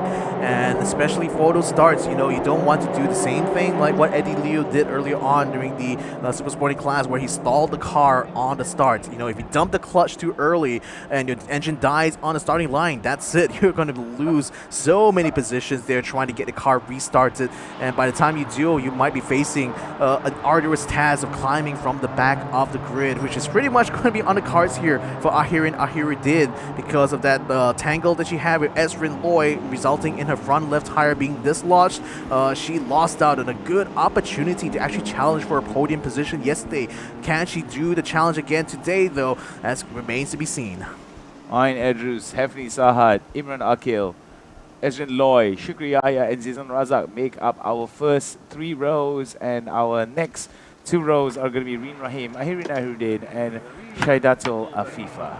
Yep, 9 drivers in the promotional class still out on track right now. They're going to be raring to make their mark in Season 6, especially the newcomers in the form of Ezrin, Imran, Hefni, as well as Ashikin and Afifa.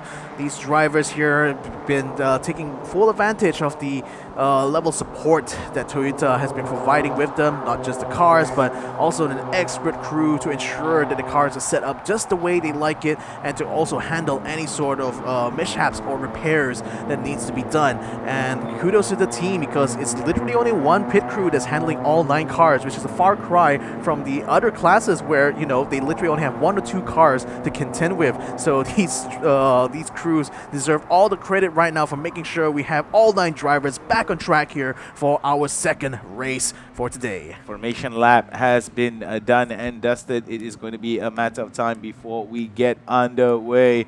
Ladies and gentlemen, hope you are ready. This is our final race of the day.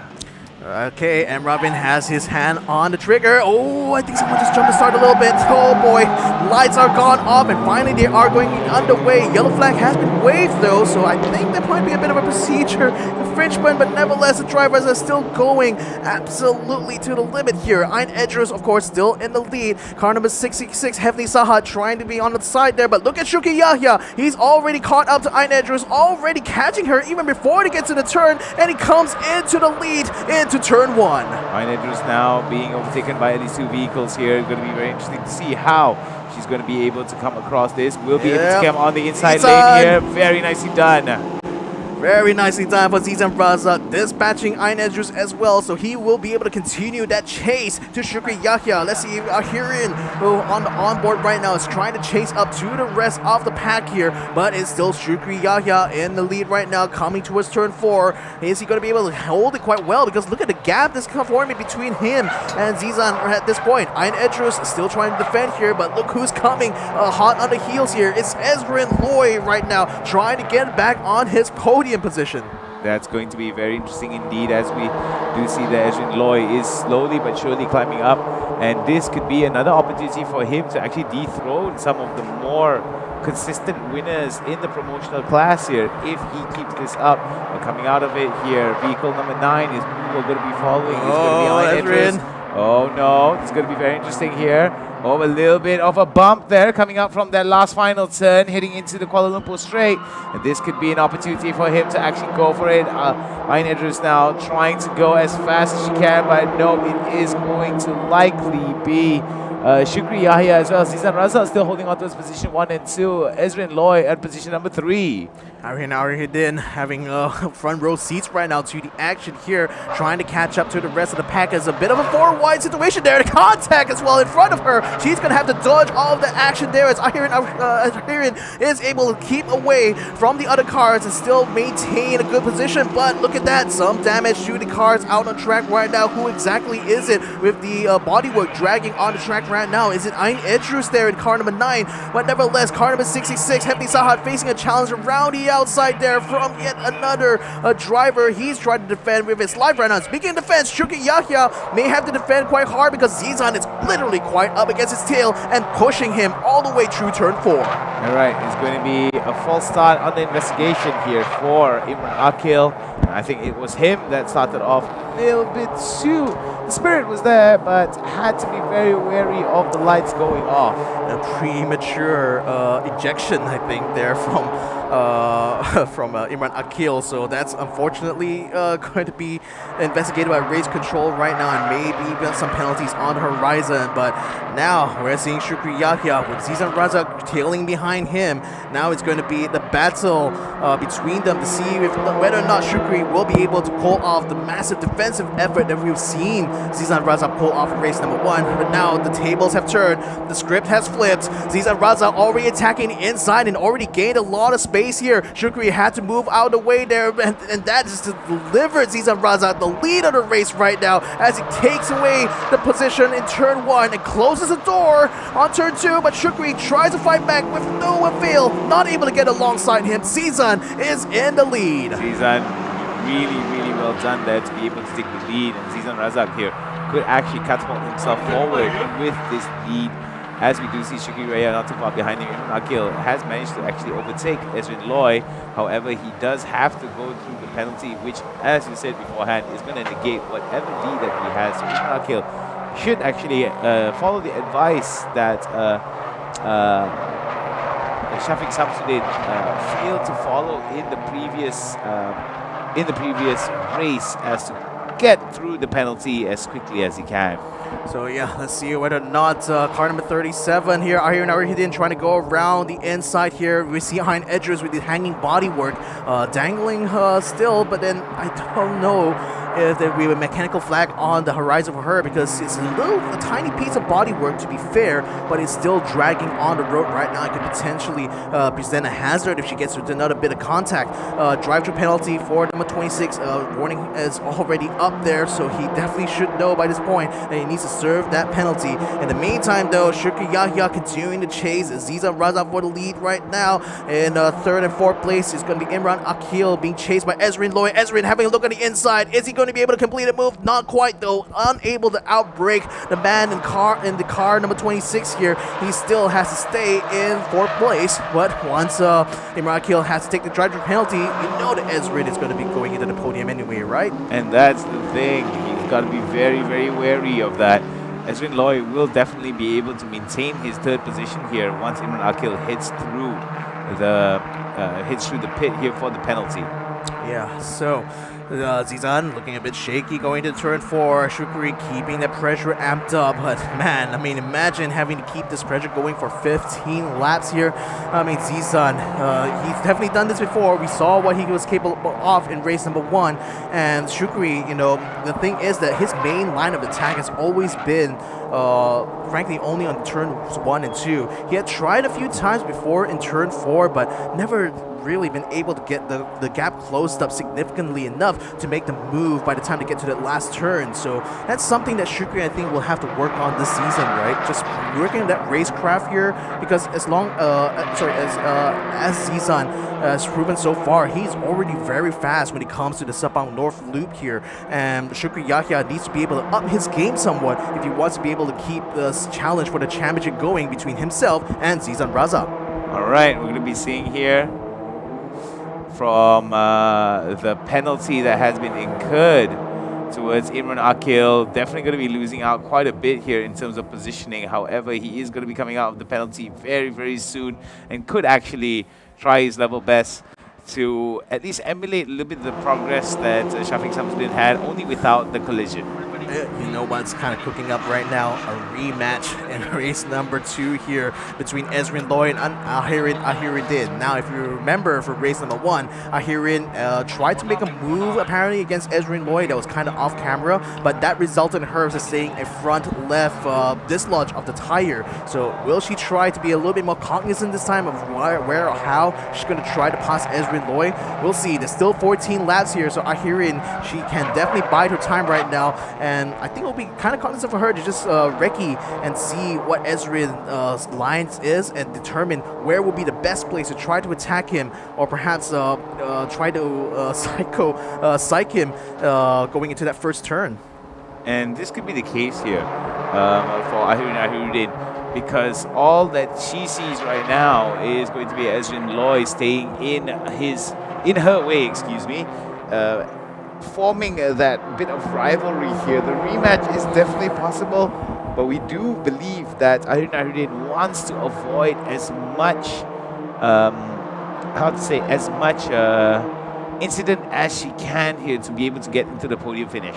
Yeah, speaking incidents, you know, there has been plenty of incidents between both Shukri Yahya and Zizan Razak. They have been, unfortunately, kind of familiar figures to race control, given the number of times they keep bumping into each other season after season.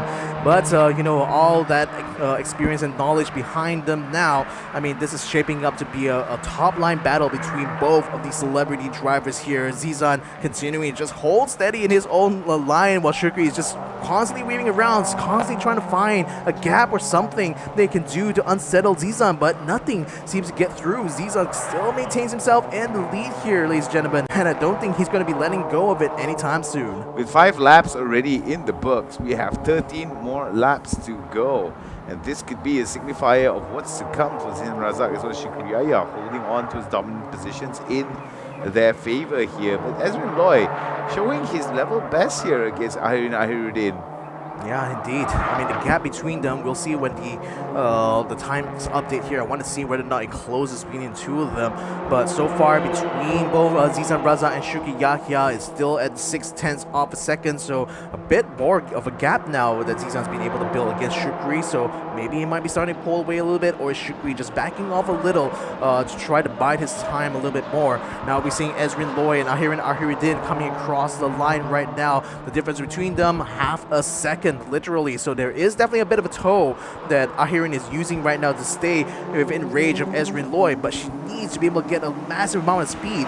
And here's the thing as well, Ezrin does have a 10-kilogram ballast on his car that is frankly going to be nerfing his performance a little bit. So that is something that will be going into Ahirin Ahiruddin's favor here, because the extra added weight will make the car a little bit more soggy when it comes to getting through some of these corners. There's a lot more weight, meaning you have to brake a little bit earlier. So definitely it's something that Ezrin is going to have to contend with, and what a challenge to kind of deliver to our first time driver in Season 6, isn't it? Reen Rahim there dropping 1 position towards Shaidatul Afifa. Ain Edrus, the biggest drop in position here, despite holding on towards that top position, lost out towards Zizan Razak, Shukri Yahya, as well as Ezrin Loy, holding on towards the podium positions. Ahireen Ahirudin took advantage of that as well, securing position number 4. There's Hefni Sahad here, still maintaining his 5th position, trying his level best to actually get back into this race and improve his position as well. Yeah, we can see an onboard view right now, Ahireen's perspective as she continues this chase against Ezrin Loy. And that's the kind of tricky thing about battling like this. You kind of have to just follow whatever the car in front is doing and just find these differences wherever you can. And the main thing is that as long as Ahireen is able to follow as close as possible through the bottom of the straight, she will benefit from having the slipstream. Oh, Ezrin made a mistake though coming to turn 1. This could be an opportunity for Ahireen to try to fight back as she looks out on the right-hand side of her mirror. Looks like she might have completed a move, and indeed she has completed the move going to turn 2. So Ahireen moves up into the podium positions and just in the nick of time. Just as we were singing the praises of Ezrin Loy, one mistake was all he needed to make for Ahireen Ahirudin's experience and familiarity with the north loop of the Sepang circuit to bring her into contention for the 3rd position of the podium. Oh, not quite done yet. Ahireen made a bit of a mistake now, this time through turn 4, and this put Ezrin Loy back in contention. He wraps around the outside, had plenty of speed on the exit now. So what now, Ahireen? Are you going to try to do it one more time here, or is Ezrin going to be able to defend with much more ferocity this time around? Ezrin Loy now holding on to the 3rd positioning. The gap here is starting to build up between him and Ahireen Ahirudin, but Ahireen doesn't seem to be discouraged by it. Will look towards fixing that particular mistake here, but is that mistake going to cost her positioning? We shall have to wait and see. 10 more laps to go, Victor. Yeah, still not even at a halfway point really in this 18-lap race. Zizan Razak and Shukri still battling in front there, but still no advantage really found for Shukri until a little bit that point, trying to give a little bit of a love tap to the back there, but Zizan Razak still holding strong and still stubborn as ever in the lead now. I mean, again, if he does nail down back-to-back wins here, there's certainly going to be a huge gulf in the championship there. Relatively huge, I should say, actually, given that this is the 1st round. But then again, Shukri Yahya, he needs to be able to take a race to win here if he wants to make this a close championship between himself and Zizan Razak. Nevertheless, though, we've seen a lot more track limit violations here again for Hefni Sahad. Something he has to watch out for is that, you know, track limits are still being monitored throughout not only the qualifying sessions but also the races here. So you just go over the line, race control will find out about it. So, you know, just be careful, especially when you're trying to push the limit. Yeah, and that's going to be something that they have to be very wary about here. We have seen track limit warnings being given out at a very high amount here for this season, especially in the opening rounds. And I do think that that's going to be something that has to be fixed moving forward, assuming that they do not want to get into too much trouble that could cost them those big points. It's something that, I mean, it's something that can't really be avoided, to be fair, because sometimes, you know, genuinely, if you lose control, you will break the track limit anyway. So usually that's why you only give warnings, right? They don't actually outright penalize you by using a drive-through or stop-go penalty. Those are reserved for much more serious incidences. But, you know, the warning on the track limits means that, you know, these drivers have to be very cognizant, because if they keep repeating that violation over and over again, that might become a ground for a penalty, especially if they are found to be taking an unfair advantage compared to everyone else. But for now, though, things are still kind of in the status quo at this point. Haven't really seen if Ahireen is going to be able to catch up again to Ezrin Loy. She had done it once. Can she do it one more time? But it's Ezrin, if he is able to keep his head pretty cool right now, perhaps he'll be able to get some cool, clean laps here. But he's still a little bit on the ragged edge. It looks like through turns number 4. And I think that's also a consequence of him not being used to driving with an added ballast to his car. Because even though 10 kilograms sounds like a tiny amount, it is still a huge effect on the handling of the car. Even pro drivers have been finding themselves very surprised how much that little bit of weight actually affects the total handling of the car. And it's something that our new driver here, Ezrin Loy, literally has to contend with on his 2nd race ever in Season 6. 8 more laps to go. Zizan Razak, another one given towards him for track limits track limit warnings here. Seems that it's the second or third one of this race. It's going to be very imperative for him to just maintain it though, but Zizan Razak still very comfortable in here we go. the lead. Ahirudin there, playing around with the brake and throttle here, trying her level best to get as much as she can in terms of speed to build up against Ezrin Loy. Ezrin Loy doing his level best here to stay ahead of the competition of Ahirudin. Yeah, I mean, to be fair though, like she was doing a bit of left foot braking, it looks like. I mean, based on the television data, which is kind of unusual going into turn 4, but turn 1. But nevertheless, though, that little bit of a mistake, unfortunately, has opened up a gap now between herself and Ezrin Loy's. But so now she has to try to claw back that distance here with 8 laps to go.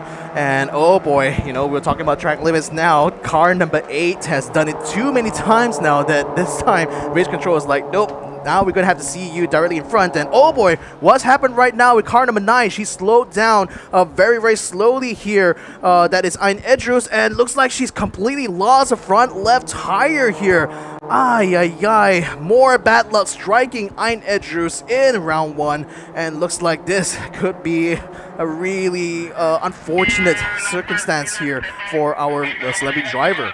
I think it was the same. Was it the same issue that plagued her in the previous one? Was it the left tire as well? That would be Ahirin, actually. Ahirin, who yeah, also yeah. had the punch like that. But I don't know if this one sustained due to contact. We'll see it through the replay right now. This is Ayn Edrus and versus car number 26. Oh, that's a big hit actually through turn 2.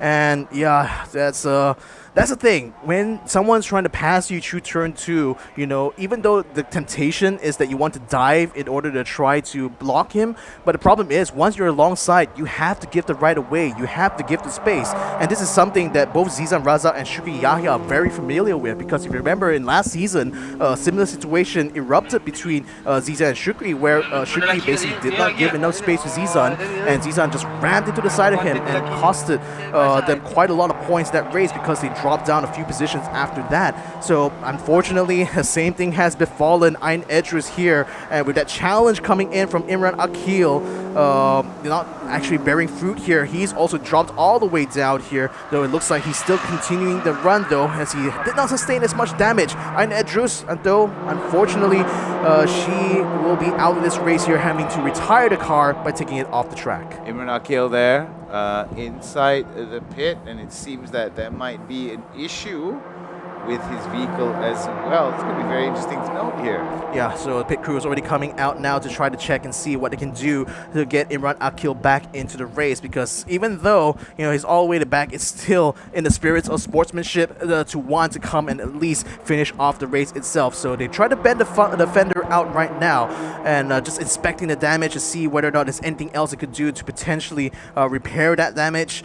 But right now, that's the thing that Imran Akil has to do right now, is just sit down and just wait for the pit crew to sort things out, and hopefully he'll be able to get back on track. Well, past the halfway mark, already 6 laps to go in this final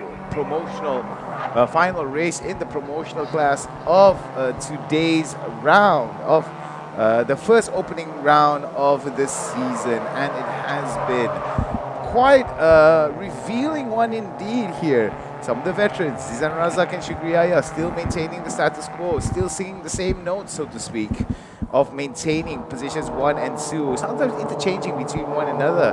Ezrin Loy adds a little bit more diversity in the podium in terms of him being a new face on that particular podium, but not too far behind him though. Ahirin is still managing quite a level amount of competition here to try to force Ezrin Loy out of the podium. But it seems that the gap between them is starting to build up tremendously. Yeah, and even the gap between Ziza and Shukri is quite significant now, 1.3 seconds, which means there is no benefit of tow now for Shukri Yahya, which is just going to compound his ability now to challenge Zizan for the lead here. So I think all things going his way here, as long as he does not make any severe mistakes at this point, it seems like Zizan might be on track to take back-to-back wins here in round number 1. So that is definitely something that the Zizan Razak fans out there will be very, very elated by, because their favorite driver now is cementing his lead here in this championship. And this could be a strong case for the promotional class to just show their mettle here. We have seen some tremendous improvements from the veterans here, but despite that, Ezrin Loy is definitely being one of the biggest surprises in terms of his performance as well. In no bit of how to say detriment to Ahireen Ahirudin's capabilities here, but it seems that one mistake was what Ezrin Loy needed for Ahireen Ahirudin to lose out on that third positioning, even though she was able to touch on towards position number 3 with relative ease for a brief moment. Ezrin Loy was quick to pick up the pace again. Yep, so as we continue on with 4 laps to go, Ahireen Ahirudin trying her level best here to close the gap between her and Ezrin Loy, but it doesn't seem to be working out too well at this point. And quite frankly, it's still so impressive to see that Ezrin on his first time out here in Season 6 is not only showing that he does have good pace, but he is also able to just defend his position really on the podium here time and time again. So there's going to be a lot of things to watch out for when it comes to him in this season here, and if he can maintain this level of consistency, if he can still drive just as well even with that 5-kilogram ballast in the back, it still goes to show that there might be even more that Ezrin will be able to bring for us in Season 6. And as we see it here for a lot of these drivers, Reen Rahim still back into play here, will be able to at least put Imran Akil as well as Idris behind her, competing at position number 7. Shaidatul Afifa still holding on at position number 6. Heavenly Sahad as well in the middle of the pack, so to speak. But Ahireen Ahirudin and Ezrin Loy still competing for that third and for that third position respectively, whereas it's still going to be the Zizan and Shukri show. Indeed, it is. So, ladies and gentlemen, still 4 laps to go. We're still seeing a situation here where in the promotional class, the top 4 has been pretty much set, you know, even from race number 1. I mean, Zizan Razak, Shukri Yaya, of course, being the top 2, but Ezrin Loy, Ahireen Ahirudin back in a very familiar position, though this time Ahireen is still able to keep her tires intact, so she might be on track to at least get some good points here in the P4 finish. Heavenly Sahad right now is in 5th place ahead of Shaidatul Afifa, finally getting some good running here, and looks like that will be a decent haul of points for the lady who didn't get to have a chance in the limelight in yesterday's race. Reen Rahim is currently sitting in 7th place, about a lap down, but nevertheless, at least she will be getting some good experience right now on how to handle a track that is as tricky as Sepang here, because, you know, despite the fact that this is a track that a lot of drivers here in Malaysia are very familiar with, it is still considered one of the toughest tracks to drive on in the world. Even international drivers fear this place very much, no less due to the technicality of these corners, but also the extreme heat conditions and humidity that makes it such a hot box really in those cars, especially ones that have all the windows closed up. And you can tell that from the sweat itself, some water weight is definitely going to be lost out by some of these drivers here. Can really see how exhausted some of them are when they come out of the races here. But with 3 more laps to go, rest is on the horizon. But aside from rest, it is also the fact that it seems that Imran Akil's speeding in the pit lane there under investigation as well, and I think that is just speaks to his lack of experience on the track, and hopefully it will be something that he will be at least given a little bit of leeway for. But of course, there is no leeway in terms of safety. Well, I mean, again, given that these cars don't have pit limiters, it's understandable that sometimes they could exceed the speed limit too much, but, you know, it is still going to be a warning for him, nevertheless, though, to just basically not do that again, right? Nevertheless, ladies and gentlemen, 2 more laps to go. Our runners are still in the very spot they've been in for the last time we came up with this update. Zizan Razak still in the lead right now and having a significant gap of 1.1 seconds to Shukri Yahya. Ezrin Loy, 12 seconds behind the leaders here, has already very handily solidified his position on the podium here with a 4-second lead ahead of Ahireen Ahirudin, who had to retire, had to finish at the back of last race now will be taking a P4 finish here, so that will be some very valuable points here for Ahiri to limit the amount of damage that she has incurred so far in round number 1. But now that Zizan Razak will be coming across the line, this will be the start of the final lap. Final lap to go. Will Shukri Yahya and Zizan Razak change positions? Will Ezrin Lloyd be able to top up his positioning into a more favorable one from third to first or second? We shall have to wait and see. But with the gap that is starting to build up between themselves, I don't see that as very likely between Ezrin Lloyd and Zizan Razak and Shukri Yahya. But for Ahiri Narudin as well as Ezrin Lloyd, there could be a change there, but Heavenly Sahad and Shaidatul Afifah are still maintaining their positions, as well as Rin Rahim. Imran Akil and Ayn Idrus will not be finishing this race, unfortunately for them. So, as it stands right now, round number 1 of Season 6 for the promotion class has been dominated right now by Zizan Razak with these back-to-back performances here, but not if Shukri Yahya might have the last word though, because now he's caught up towards turn 4. Zizan Razak might be sweating a little bit on his collar right now because Shukri might be setting up for a last lap pass. Will he be able to defend this though? Coming towards turn 5, very tricky corner. The camber is a little bit off. He will be sliding a little bit, but he maintains decent enough speed. And even though he's carrying 20 kilos in his car right now, he's looking absolutely spry out on track. He rounds her up to the final few corners. Shukri Yahya still tailing behind, still not able to find advantage, tries his level best, but is still not able to overcome the behemoth that is in Zizan Razak's car. He comes across the line with the checkered flag, hands up in the air, as Zizan Razak wins race number 2 of the promotion class. Very nicely done for Zizan Razak and Shukri Yahya to be able to win big taps there. Ezrin Lloyd with another podium finish. Definitely a big win for the first time here in the promotional class. Ahiri Narudin trailing not too far behind, as well as Heavenly Sahad, Shaidatul Afifah, Rin Rahim to finish out their final lap. And the checkered flag will be greeting the rest of our promotional class drivers to put a bow at the end of this present that we delivered to you fans at home right now. Hope you guys enjoyed all this action here, ladies and gentlemen, because, wow, I mean, what a dominant run Zizan Razak is having right now. I mean, again, if he is able to repeat these kind of stand-up performances here in Season 6, perhaps he might want to think about starting to spread his wings a little bit. I want to see Zizan Razak tangle it up with other drivers in the MSF, in the MCS. You know, he's shown that he's capable even of driving in the S1K for the Vios Cup. So I want to see that Zizan gain a little bit more experience in other fields of motorsports, because certainly through his dominance of the promotion class right now, he's showing that he has a lot of talent involved behind the wheel, and it will be so gratifying to see him put that talent to use in other aspects of motorsport here. But now that dust is going to be settling in here for the promotion class, I think this is a perfect way to kind of end the day, isn't it? It is a perfect day, perfect weather, and of course a perfect win for Zizan Razak as well as Shukri Yahya. Big wins for them, as we're going to be going over the highlights before we close out with Nasrul later on. But with that underway, we're going to be seeing all of our drivers here entering into the pit. Zizan Razak there pointing out, fist high, ready to just give a big smile.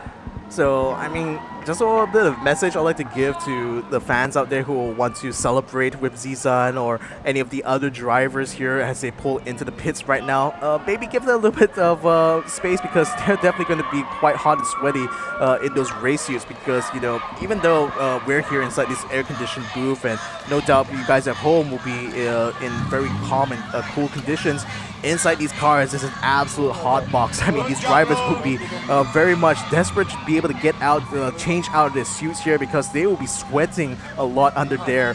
But certainly the adrenaline and the elation that Zizan Razak is feeling right now is pushing him through this session here, as right now he's definitely on a roll here, ladies and gentlemen, in the promotional class. And this is your provisional, your official results for our final race of the day, our second race of round 1 of Season 6. Zizan Razak in position 1, Shukriya, position 2. Ezrin Loy, position 3. Ahirin Ahirudin, Henry Sahad, Shaidatul Afifa, Rin Rahim, Imran Akil, and Ain Idrus make up for the rest of the finishers here today. Yeah, slightly disappointing for the two retirees here, and Imran Akil and Ain Edrus here, because you know, any kind of opportunity to not race on the track here is certainly an opportunity to be missed. Bit of a start light infringement there by Imran Akil, but he did incur a drive-through penalty due to that, but nevertheless the other drivers were able to avoid him out the way, and just right off the bat, Shukri Yahya with an amazing charge through the field there was able to take the lead into the first turn. But then with Zizan Razak following closely behind, you knew there was going to be a battle brewing between both of these drivers, as well as Ain Edrus, who, you know, she started on the front of the grid here and had to defend against multiple drivers from celebrity drivers here who were just challenging her position over and over again. Ezrin Loy getting in on the action there, and Ahirin having front row seats to this little bit of a three-way tangle through turn 1, but fortunately was able to stay out of trouble. Then later on, we saw Ain Edrus having a bit of contact there that caused a bit of her bodywork to fall out, though thankfully not enough to force her to come into the pits. Then very much Zizan Raza on the chase onto Shukri Yahya was waiting for the opportunity to make the pass, and as soon as he's got the slipstream through the Kuala Lumpur straight, and he took the dive into turn 1 and took the position from Shukri Yahya, and that was the way that Zizan cruised his way to victory.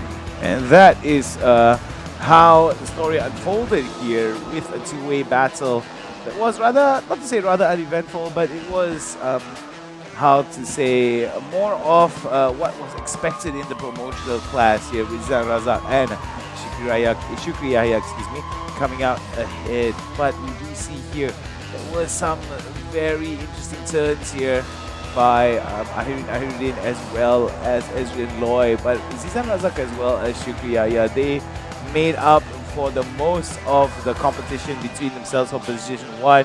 We did see quite a bit for Ahiruddin's perspective there, and this was what this was the collision that kind of stifled Ain Idrus's ability to complete the race here.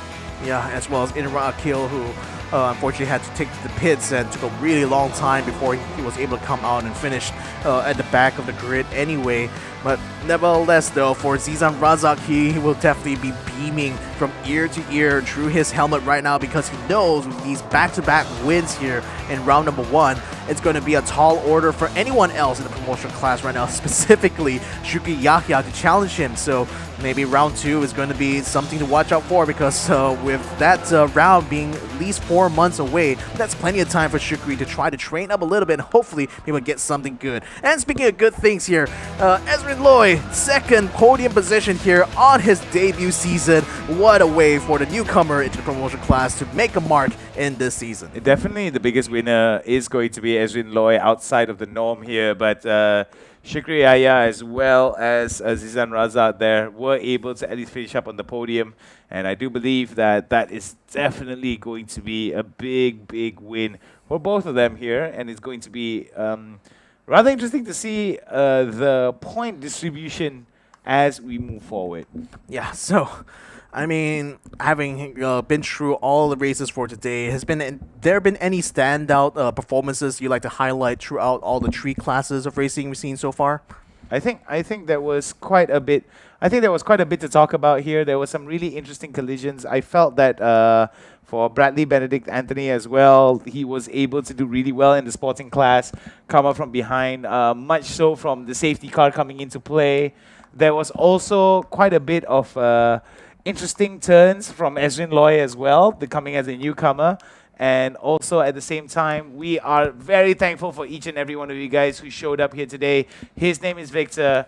My name is Nick, and we hope you've enjoyed our opening round here for Season 6 at the Toyota Gazoo Racing Festival Vios Challenge. Move your world with Toyota. Here we go. We're going to see you after these messages. Until then, take care. Bye-bye.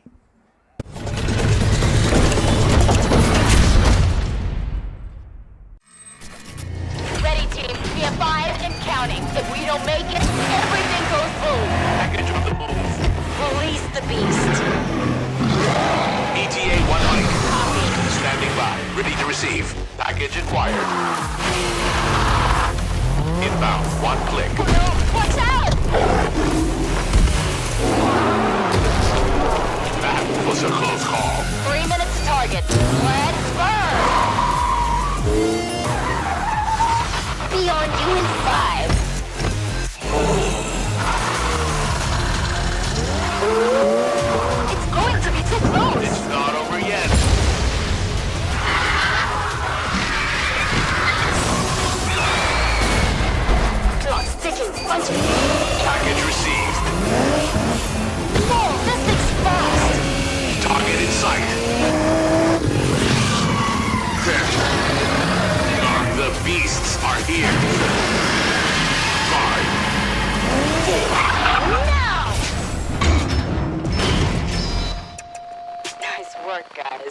need some new tires.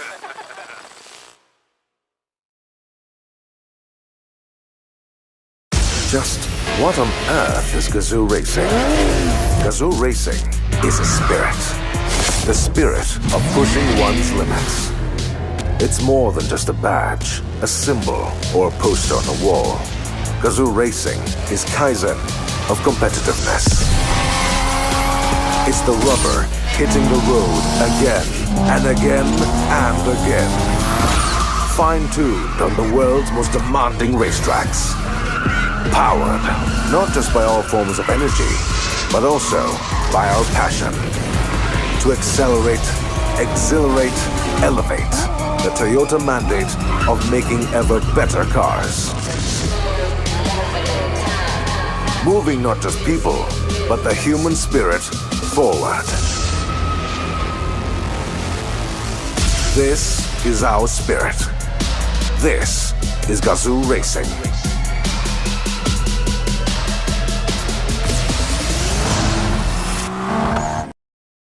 Toyota. Move your world.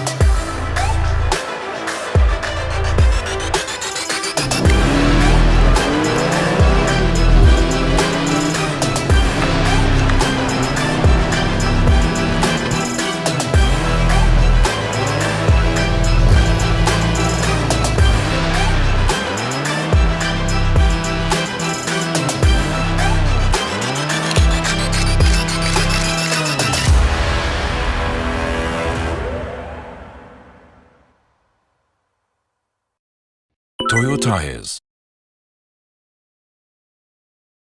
Just what on earth is Gazoo Racing? Gazoo Racing is a spirit. The spirit of pushing one's limits.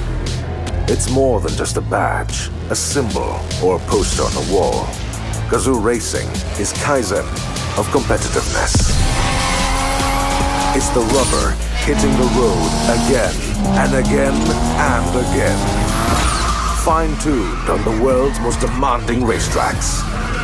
Powered not just by all forms of energy, but also by our passion to accelerate, exhilarate, elevate the Toyota mandate of making ever better cars. Moving not just people, but the human spirit forward. This is our spirit.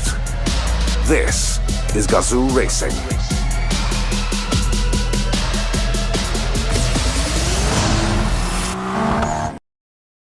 Toyota. Move your world.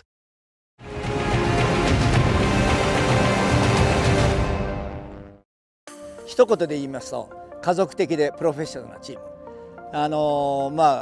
モータースポーツを起点にしたね、もっといい車作りで、プロフェッショナルといわば私のような一般ドライバーが一緒になってですね、モータースポーツを起点にしたいい車作りをやるチームと思っていただければいいです。発表と同時に、こういうモータースポーツの場で、車を鍛えるというのがこのルーキーレーシング GR ヤリスの、ミッションだったと思います。で壊して限界を知りそこを強くしてそしてまた新たなネックが出てきた時にそれをまた強くしようと水素エンジンを登場させやはり環境に優しいモータースポーツのやり方は一体何かというのを提案したいと思います。今回の水素エンジンは初めからモータースポーツのど真ん中の中に入れ込んで開発をやっていく、電気自動車のレースというのもいいんですけれども我々自動車業界550万人の人たちが長年培ってきたこのエンジンというものも活用しながらモータースポーツが持続的かつプラクティカルにつながるような一つの提案が24時間を皮切りにルーキーレーシングとトヨタ自動車が皆さんにご提供できていくんじゃないのかなと思います。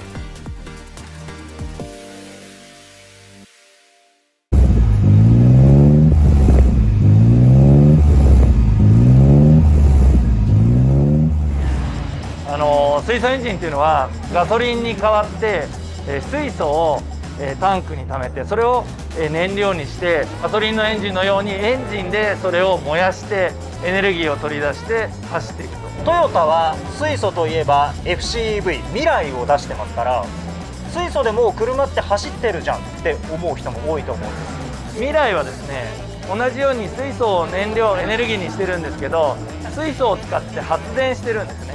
だからエンジンは実はないんですよ。でも今回の車はエンジンがあって燃料が水素になってるだけなんですね。今まであったエンジンをそのまんま使いながら燃料をカーボンニュートラルなものに変えられるということはガソリン車を最初に出しておいて後々置き換えていくってことだってできるようになるかもしれない。だから車の作り方が変わっていくと思ってるんですよ。そういう未来の扉を今開けようとしてる感じで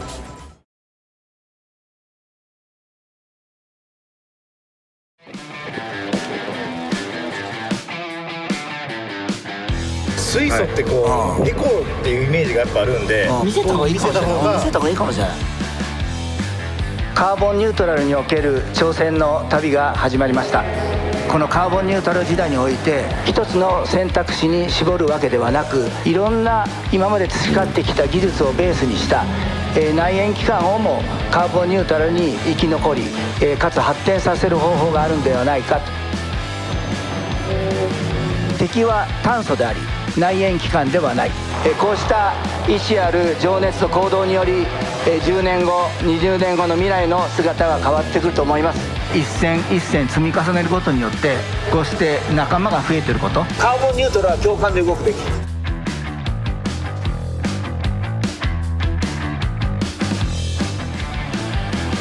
ろんな方々がいろんな思いを持ってここに賛同してくれてます。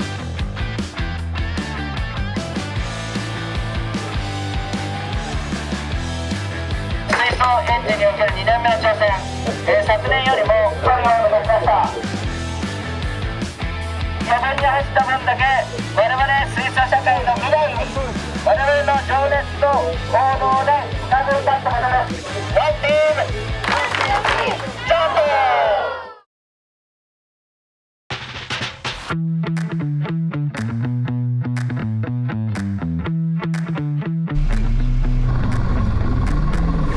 If we move this kind of activities, if we continue this kind of activities, all the people feel the same feelings, then everybody come to the one team, then we can make our future together.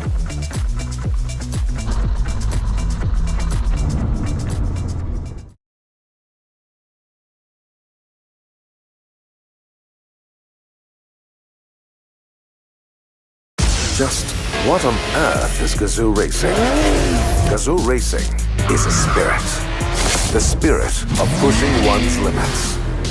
It's more than just a badge, a symbol, or a poster on a wall. Gazoo Racing is Kaizen of competitiveness. It's the rubber hitting the road again and again and again. Fine-tuned on the world's most demanding racetracks. Powered not just by all forms of energy, but also by our passion to accelerate, exhilarate, elevate the Toyota mandate of making ever better cars. Moving not just people, but the human spirit forward. This is our spirit. This is Gazoo Racing.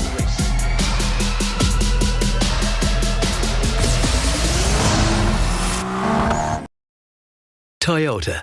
Move your world. It starts with a belief, a mission, a desire to rise through every challenge with our sights aimed at the sky.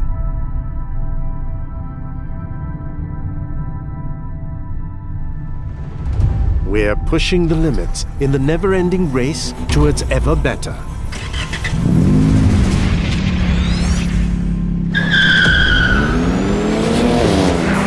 Every lap is a discovery of what it takes to accelerate our capabilities. And we're not slowing down.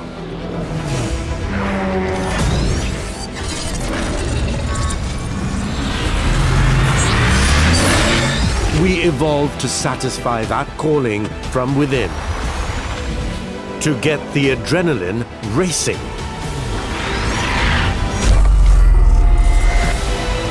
To bring extraordinary to the everyday. Take on the exhilaration. New Vios GR Sport. Built to thrill.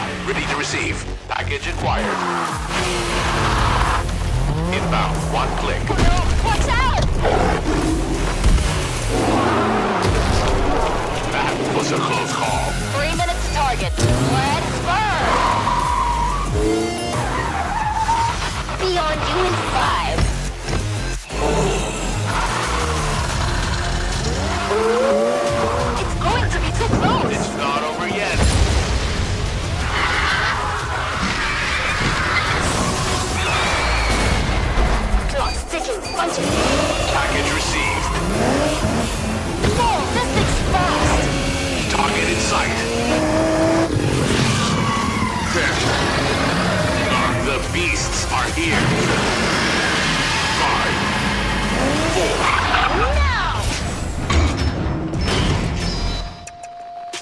work, guys. I'm gonna need some new tires.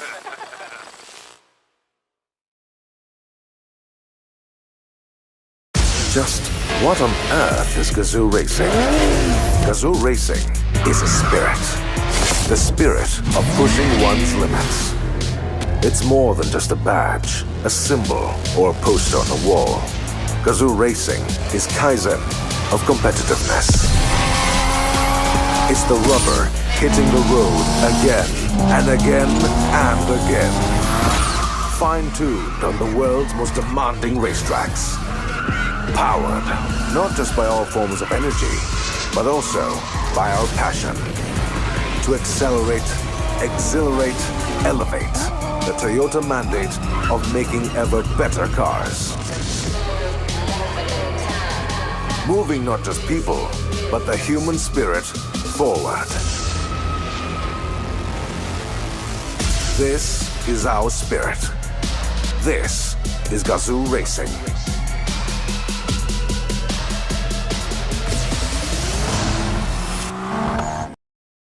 Toyota. Move your world.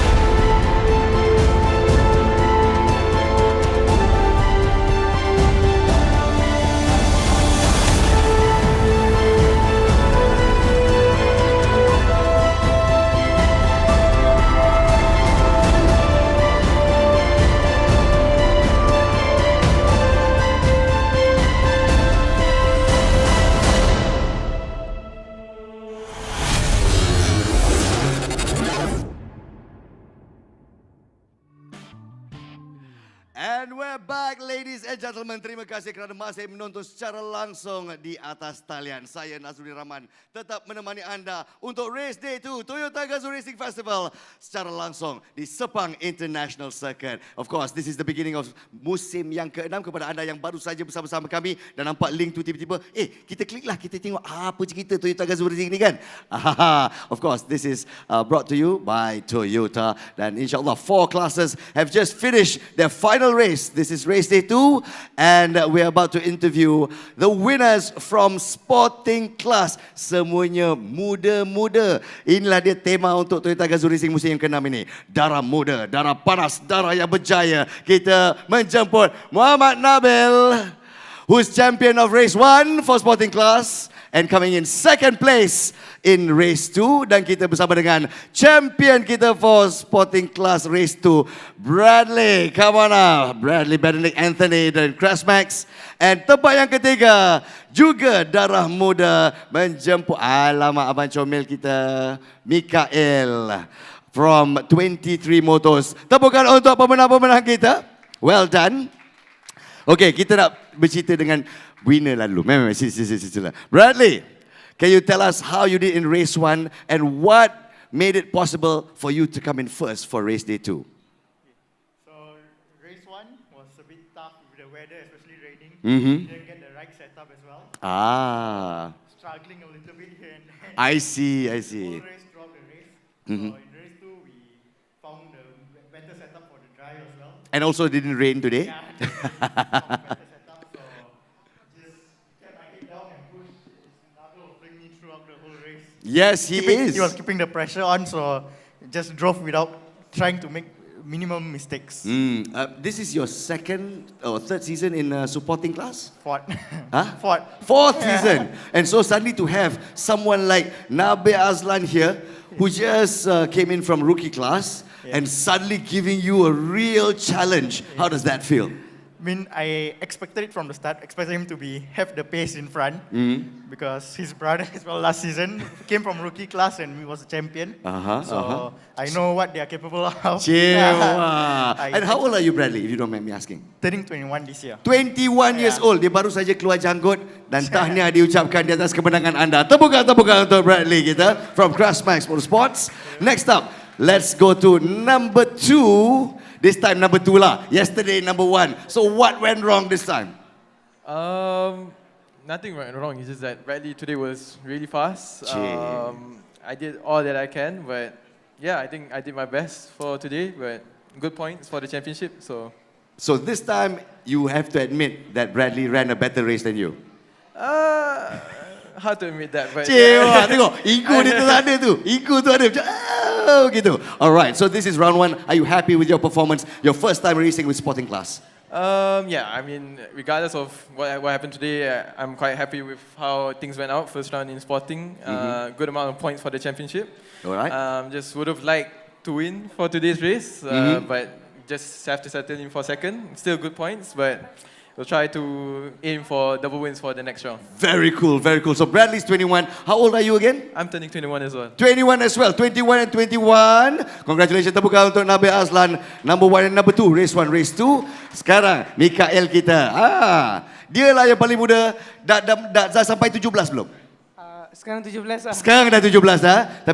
Tapi dia punya suara, sekarang baru 17 lah. Suara dia pun belum pecah lagi betul-betul ni. Tapi unggul, race 1, there were some factors. Tapi untuk race 2 ni anda bangkit kembali. What were the changes that you made for race 2?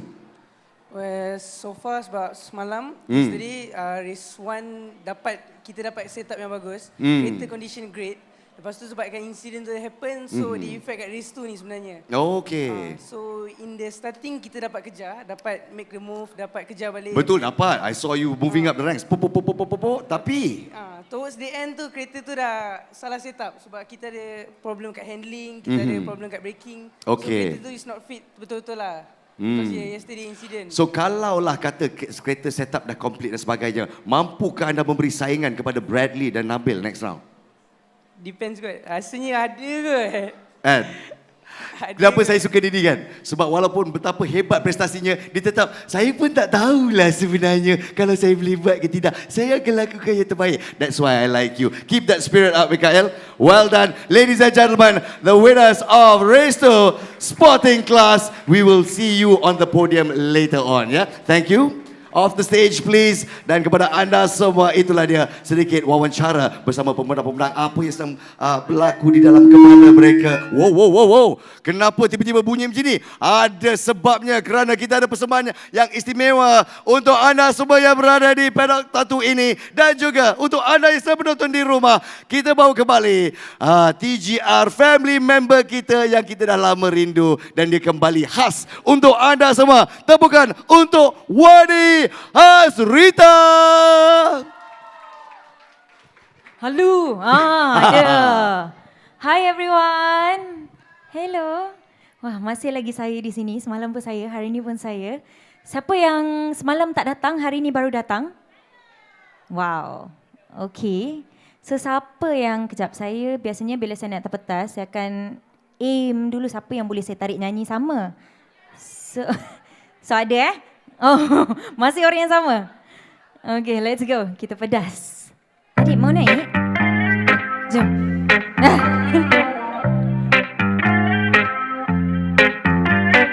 Bukan yang kaleng-kaleng, jangan nak main-main. Ini tiada pesaing, bukan yang lain-lain. Satu dalam dunia, memang luar biasa. Bukan jenis bersaing, tak boleh dibenci-benci.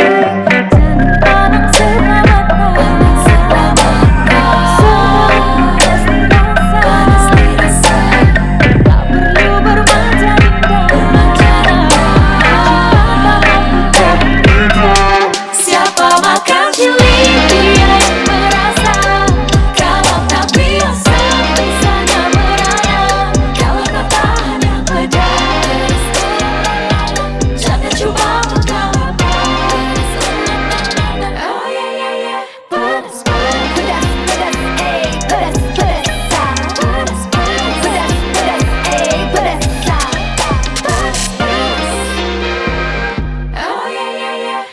Celupa menular macam ular. Datang pula si manis gula-gula. Yang mula-mula pura-pura lebih. Lepas pura-pura cuba-cuba lebih.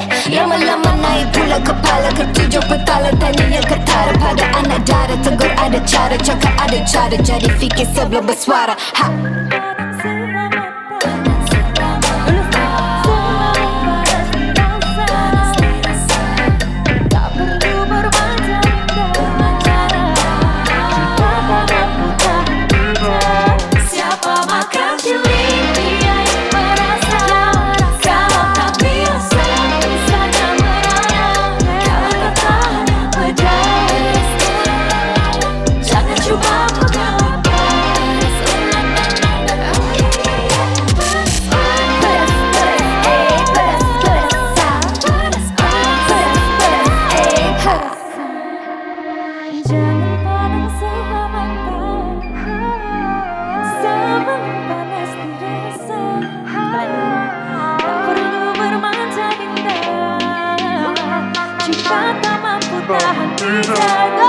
Siapa makan cili yang merasa kalau tak biasa sana berada. Kalau tak tahan pedas yang ada. Jangan cuba pegang, jangan cuba jangan. Pedas, pedas, pedas, pedas, pedas, pedas, pedas, pedas,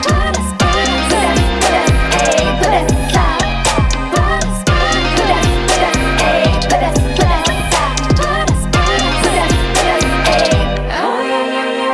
Terima kasih. Semalam sebenarnya saya banyak main, saya banyak turun, suruh orang nyanyi. Hari ni kita macam nyanyi elok-elok sikit lah. Takutlah pula kena marah tu kata, kan? Okey, sekejap siapa saya nak interview? Semalam kita ada Ahairin. Selebriti tak naik lagi? Belum naik lagi? Okeylah, awak lah. Jomlah awak nyanyi semalam kan? Jomlah. Nak tanya sikit je. Sikit je. Boleh tak? Boleh nampak tak? Okey, dekat sini . Okey, nama? Liana datang sini sokong siapa? Syaidatul Afifah. Oh. Tapi semalam color merah. Ikut tema. Hari ni color apa? Sekarang ni pakai baju official lah. Wah. Oh, jap tengok official lah. Syaidatul Afifah Screw. Walau weh. Ni saya nampak lagi seorang. Okey, terima kasih Liana. Saya nampak lagi seorang ni. Mari sini. Familiar sangat ni. Tapi yang yang racernya tak ada. Tapi kita tanyalah kita tanya. Nah, sebelum ni kita ada sana ni. Tahun ni datang sokong siapa pula? Syukri Yahya. Oh, memang dua ke? Memang dua-dua. Okey. Kita imarahkan apa tu orang kata kita sokong semua orang kan? Okey. Takut jangan nampak. Okey, tanpa membuang masa, kita ke lagu yang terakhir. Nyanyi sama-sama boleh tak? Boleh, lagu semalam juga. Terimalah. Canggung.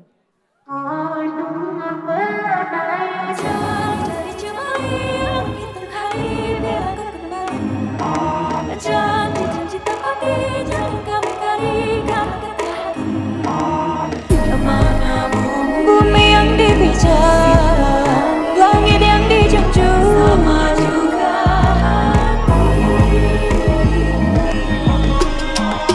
hati. Ketipan berlaku janggal, hati berlaku rindu siapa nak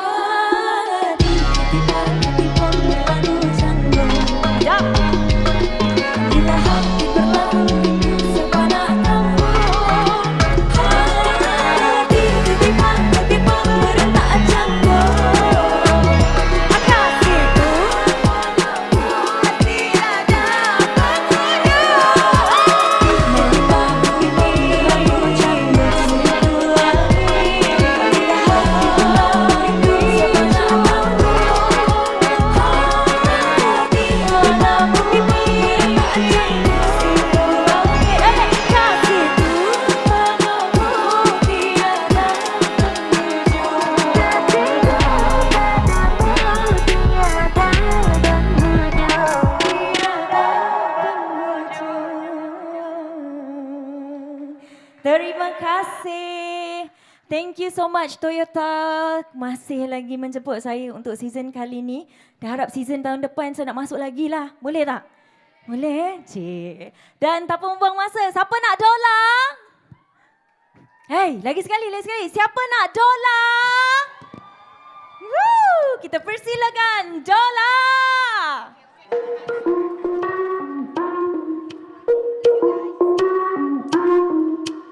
Hello TGR. What's up TGR? Let's go.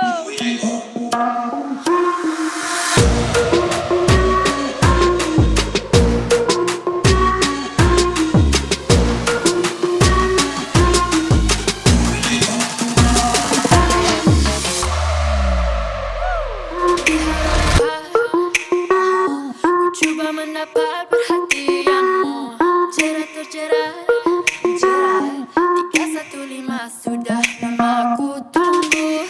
Kena dengar kabar kata semua kenal nama tapi tak tahu. Jangan salah sangka hidup bukan dalam film. Gayaku berangkat dalam make you wanna.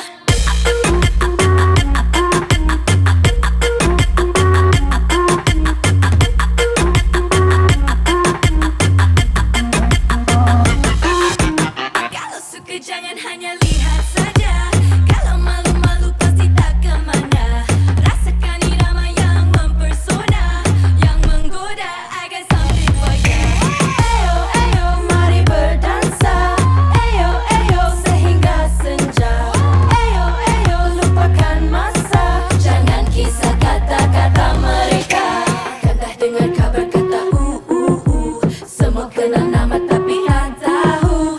Jangan salah sangka hidup bukan dalam film. Gayaku berangkat dalam make you wanna.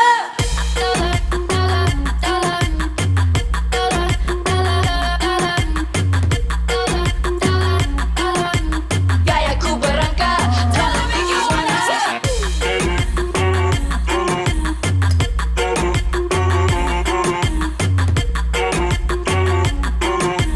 Gayaku berangkat dalam make you wanna. Let's go TGR. Are you ready for a dance break? Let's go.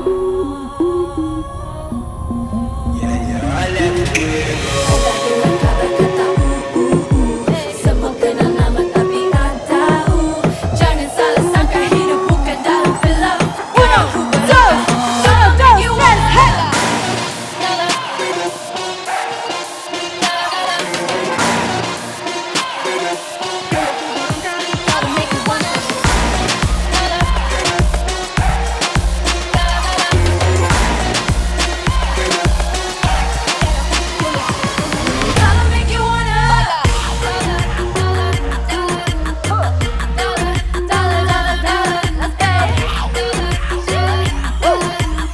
Gayaku berangkat dalam make you wanna.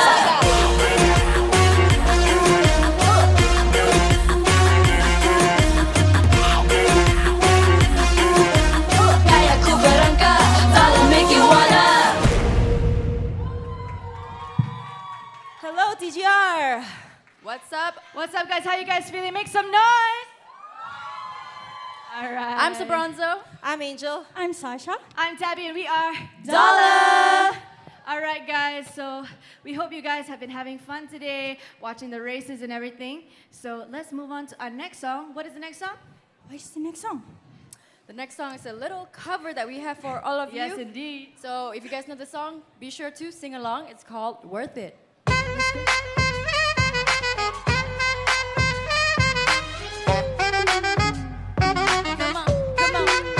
Give it to me, I'm worth it. Clap your hands, baby, I'm worth it.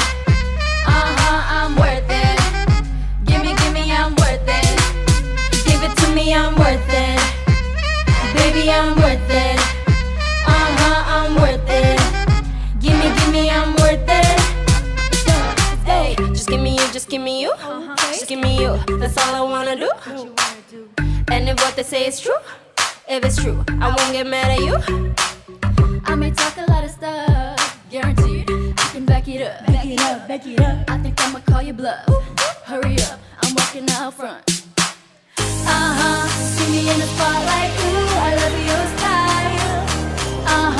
Show me what you got, cause I don't wanna waste my time. See me in the spotlight, ooh, I love your style. Show me what you got now, come and make it worth my while. Give it to me, I'm worth it. Baby, I'm worth it. I'm worth it. Give me, I'm worth it. Give it to me, I'm worth it. Baby, I'm worth it. I'm worth it. Give me, I'm worth it. Let's go, Tabby. It's all on you, it's all on you. It's all on you. So what you wanna do? What you do? And if you don't have a clue, not a clue, I'll tell you what to do. Come harder just because I don't like it too soft. I like it a little rough, not too much, but maybe just enough. See me in the spotlight, ooh, I love your style. Show me what you got, cause I don't wanna waste my time. Clap your hands. See me in the spotlight, ooh, I love your style. Show me what you got now, come and make it worth my while. Give it to me, I'm worth it. Baby, I'm worth it. I'm worth it. Give me, I'm worth it. Give it to me, I'm worth it. Baby, I'm worth it. I'm worth it. Give me, I'm worth it. Let's go. You see me in the spotlight, ooh, I love your style. Show me what you got, cause I don't wanna waste my time. See me in the spotlight, ooh, I love your style. Show me what you got now, come and make it worth my while. Give it to me, I'm worth it. Baby, I'm worth it. I'm worth it. Give me, I'm worth it. Give it to me, I'm worth it. Baby, I'm worth it. I'm worth it. Give me, I'm worth it. Give it to me, I'm worth it. Alright. Thank you guys. Kita orang hope you guys enjoy lagu tu. Thank you sebab jamming dengan kita Thank you. Okay, Alright, so dah the next sampai our last song dah guys. Okay. Dah sampai our last Cepatnya. song dah. Tapi sebelum tu, I nak beritahu, kita orang punya lagu baru, Look at This, baru keluar Friday lepas. So kalau korang belum tengok lagu Look at This dekat YouTube, go and check it out after this, okay? Check it out. Look at it. Look at it. Okay, let's go to our final song, Impikan. Let's go.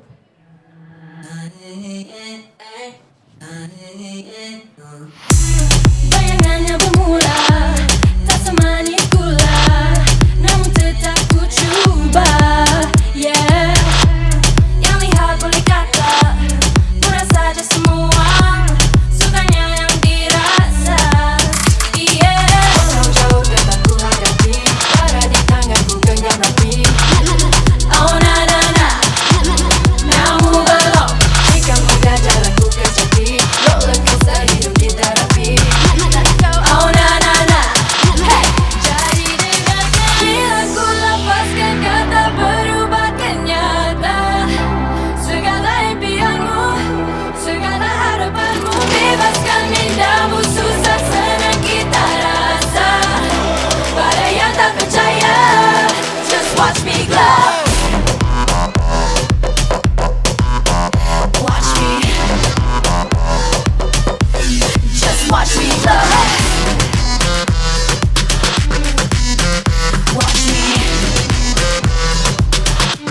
just watch me glow. Jalan depan aku maju, tak bersipu ku bak ratu, aku teraju ku berlaku, asal tanpa segan silu. Kau tahu tapi apa yang kau mahu, hanya ingin jadi apa yang ku bikin. Entertain to entertain, kau entity, identity, ku lebih dari apa yang kau nampak terpapar di depan. We ain't the same, I'm not the same. Jika mudah ramai dah kecapi, terus mencuba pasti menjadi.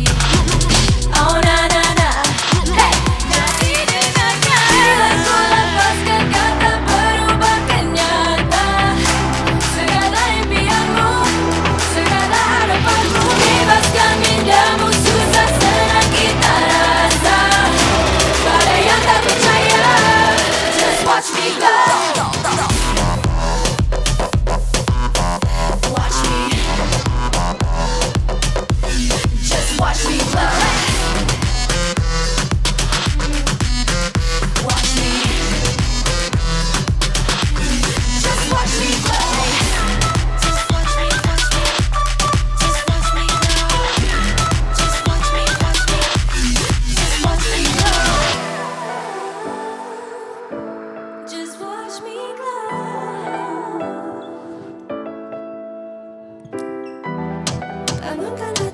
jiwa bersari lagu.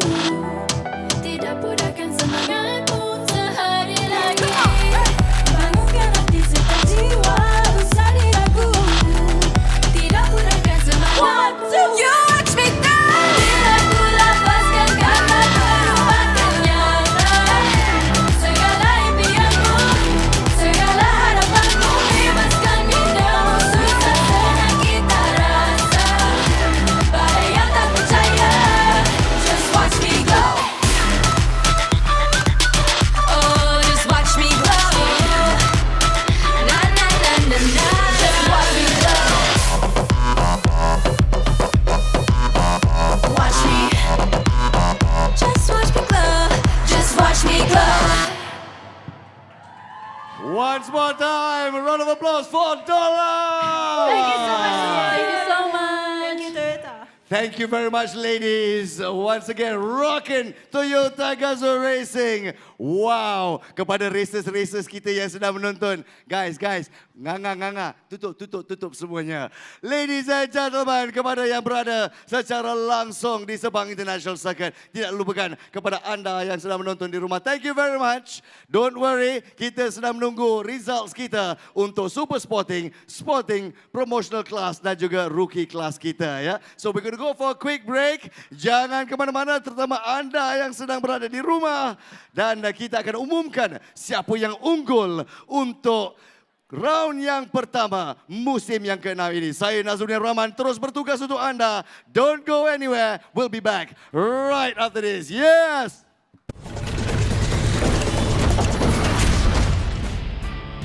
Thank you for your support. Just what on earth is Gazoo Racing? Gazoo Racing is a spirit. The spirit of pushing one's limits. It's more than just a badge, a symbol, or a poster on a wall. Gazoo Racing is Kaizen of competitiveness. It's the rubber hitting the road again and again and again. Fine-tuned on the world's most demanding racetracks. Powered not just by all forms of energy, but also by our passion. To accelerate, exhilarate, elevate the Toyota mandate of making ever better cars. Moving not just people, but the human spirit forward. This is our spirit. This is Gazoo Racing.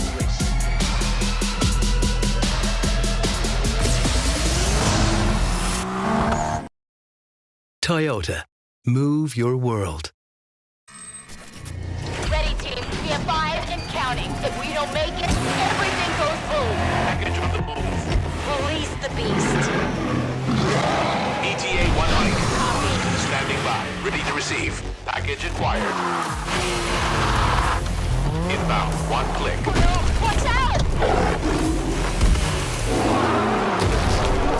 That was a close call. 3 minutes to target. Let's burn! Beyond you in 5.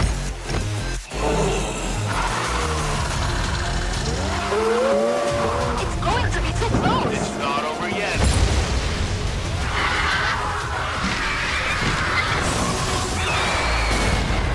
Clock ticking, punching.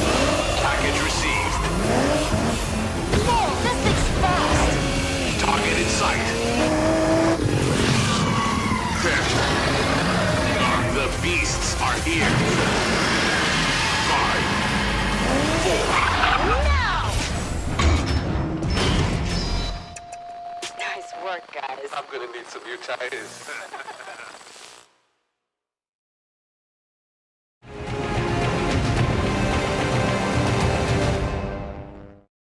一言で言いますと家族的でプロフェッショナルなチーム。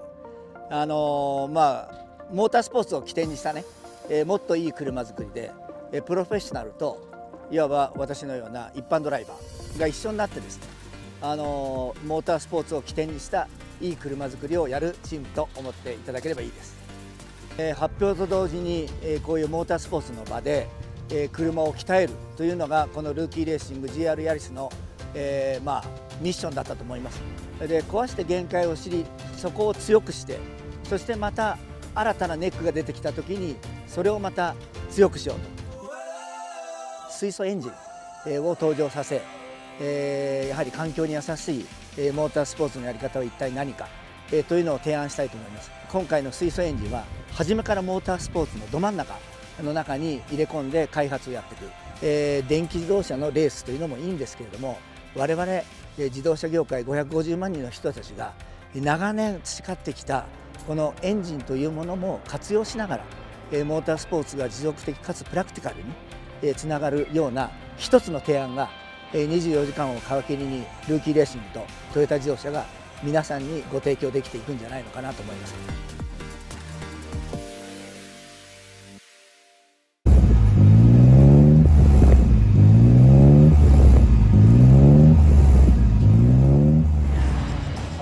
水素エンジンっていうのはガソリンに代わって水素をタンクに溜めて、それを燃料にして、ガソリンのエンジンのようにエンジンでそれを燃やしてエネルギーを取り出して走っていくと。トヨタは水素といえば FCEV 未来を出してますから、水素でもう車って走ってるじゃんって思う人も多いと思うんです。未来はですね、同じように水素を燃料エネルギーにしてるんですけど、水素を使って発電してるんですね。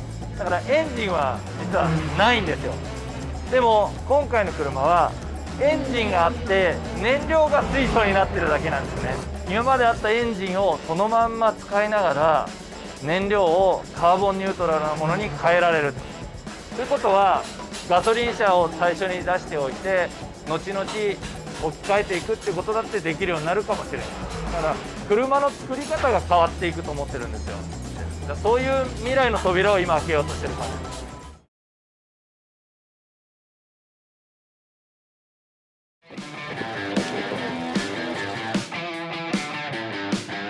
す。水素ってこうエコーっていうイメージがやっぱあるんで、見せた方がいいかもしれない。見せた方がいいかもしれない。カーボンニュートラルにおける挑戦の旅が始まりました。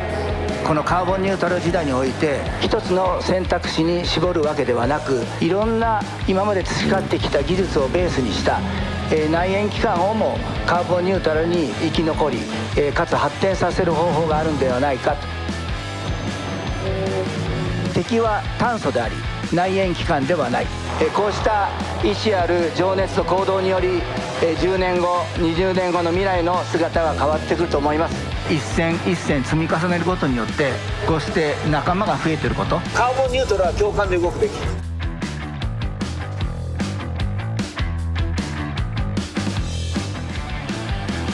ろんな方々がいろんな思いを持ってここに賛同してくれてます。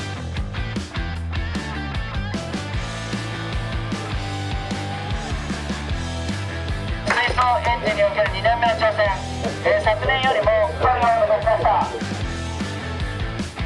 余分に走った分だけ我々水素社会の未来に我々の情熱と行動で近づいたってことです。ワンチームジャンプ。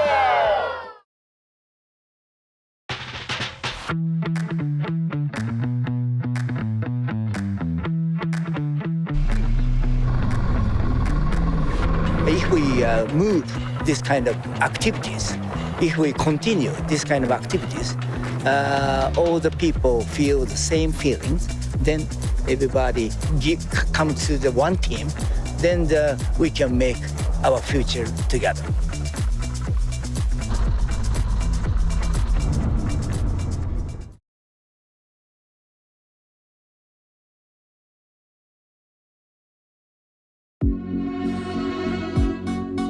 Passion fuels actions, honing skills to precision, fine-tuning even the smallest details to push the limits of their performance in the pursuit of perfection.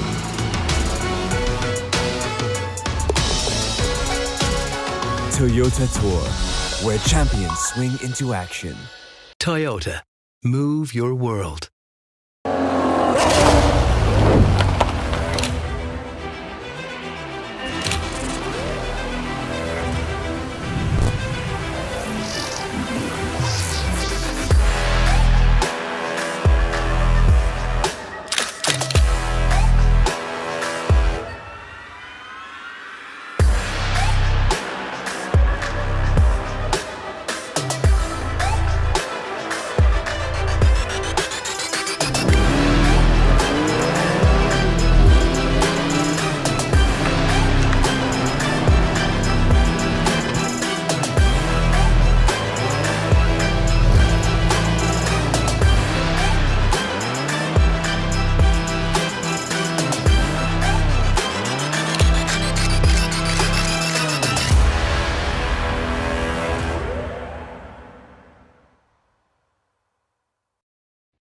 Tires.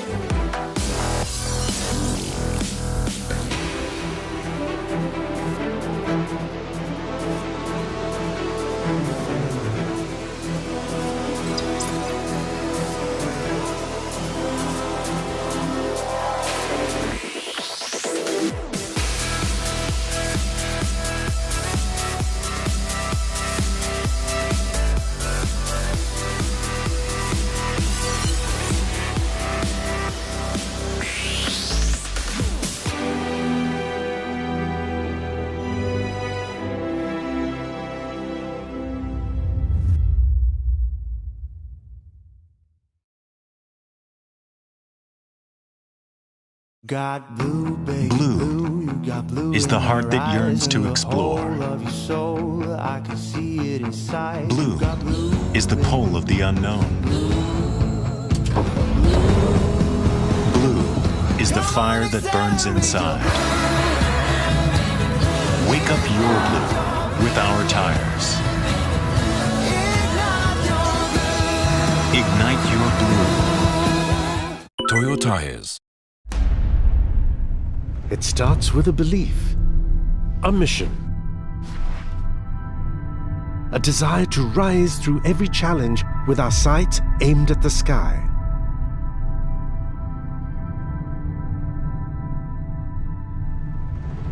We're pushing the limits in the never-ending race towards ever better.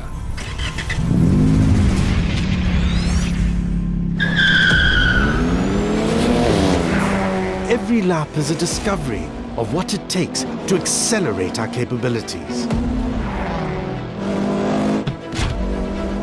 And we're not slowing down.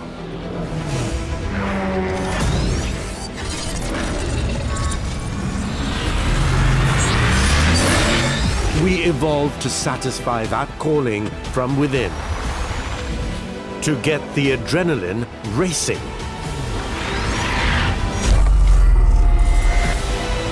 To bring extraordinary to the everyday. Take on the exhilaration. New Vios GR Sport.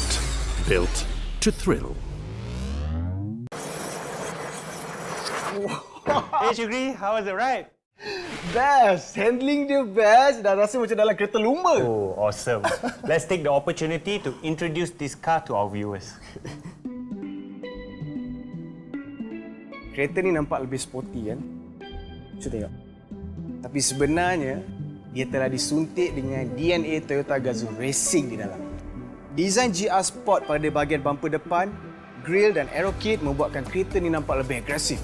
Penggunaan lampu LED depan membuatkan dia kelihatan lebih sleek dan ditambah pula dengan daytime running light membuatkan kereta ni nampak lebih garang.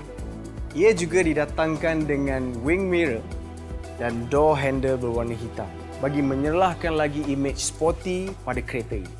Di bahagian belakangnya pula, kombinasi lampu LED yang kelihatan lebih sleek dan didatangkan pula dengan spoiler dan aero kit berwarna hitam dan untuk menjadikan satu kereta sport yang lengkap, yang ini mahal. Emblem GR Sport diletakkan pada kereta ini untuk menyerlahkan lagi identiti kereta ini. Jadi, kini anda memiliki peluang untuk memiliki model kereta Toyota Gazoo Racing milik anda sendiri.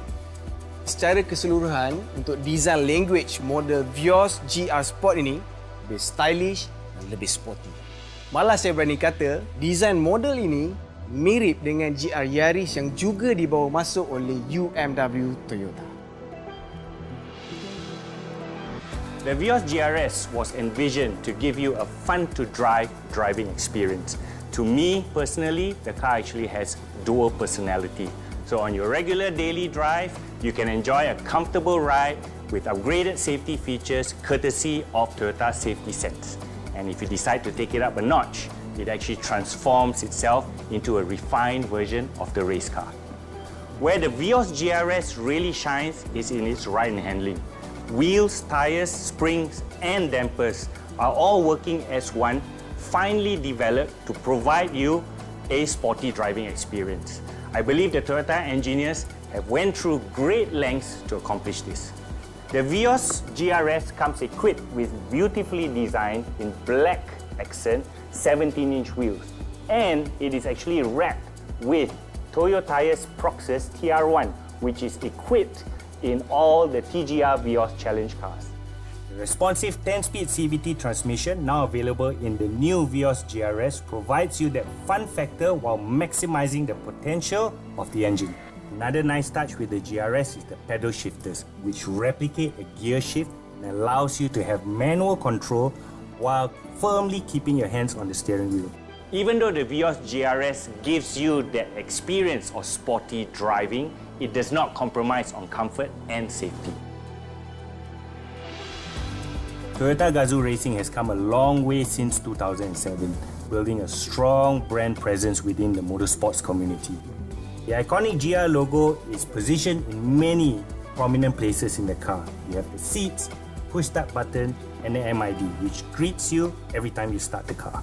I also like how the speedometer is decked out in red with red illumination. For me, the highlight of the GRS interior is the semi-bucket sport seats. They have great hip support to keep me in place when I'm maneuvering around the corners, but at the same time comfortable enough for long distance driving. You can now experience the new Vios GR Sport at selected Toyota showrooms. So book a test drive and experience it for yourself now. Check out for more details at the Toyota website. It's all about the drive. Cuba sekali lagi boleh? Last.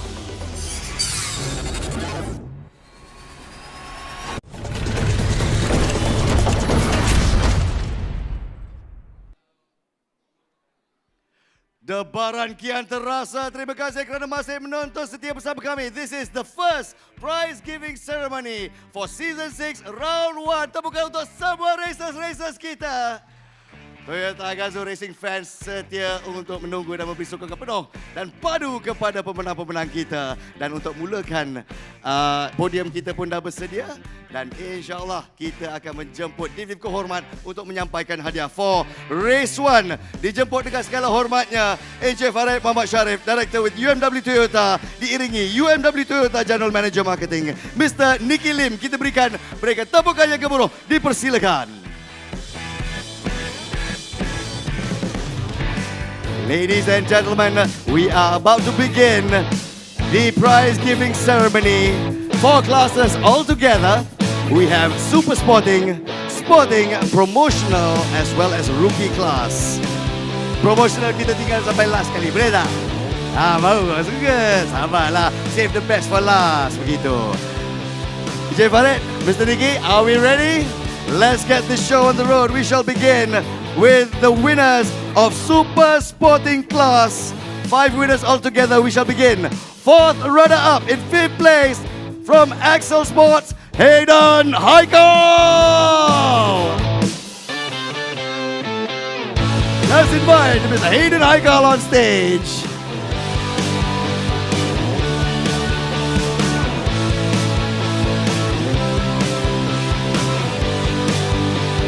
4th runner-up for Super Sporting Class will receive 3,000 ringgit. Congratulations!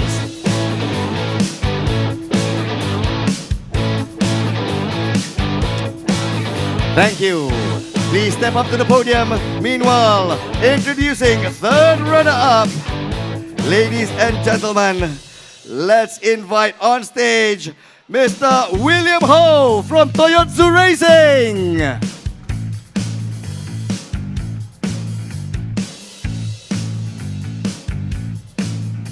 Congratulations, Mr. William Ho from Toyotsu Racing, bringing home 4,000 ringgit.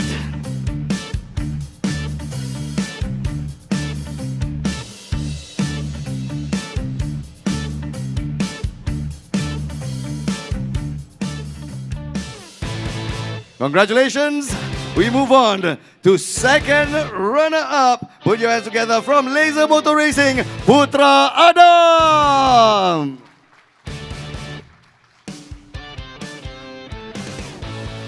Putra Adam also rising up from the ranks from rookie. Now he's racing Super Sporting Class. And you can see his maturity.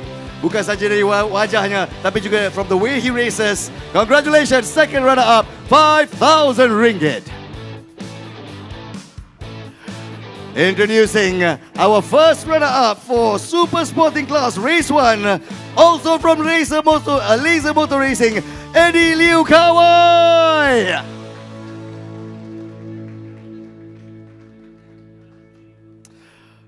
Well done, giving a good fight.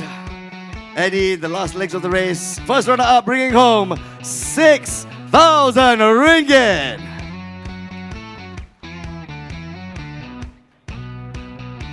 And introducing, ladies and gentlemen, is a big one for this man who's been champion of rookie class, last season champion of sporting class, and now his first win in Super Sporting Class from Axel Sports, Muhammad Nakib Nur Azlan, our champion for race 1, round 1.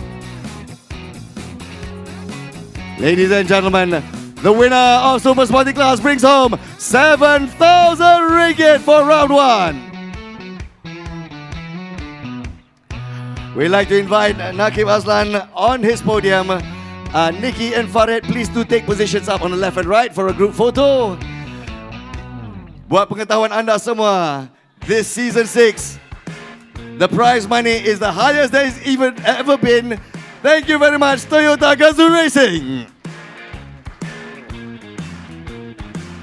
Thank you, dear winners. We'd like to invite you back to the holding area. Meanwhile, we move on to the winners of Sporting Class Race 1. 5th runner-up. Ladies and gentlemen, put your hands together for our winner. And his name is Dato Kenvo.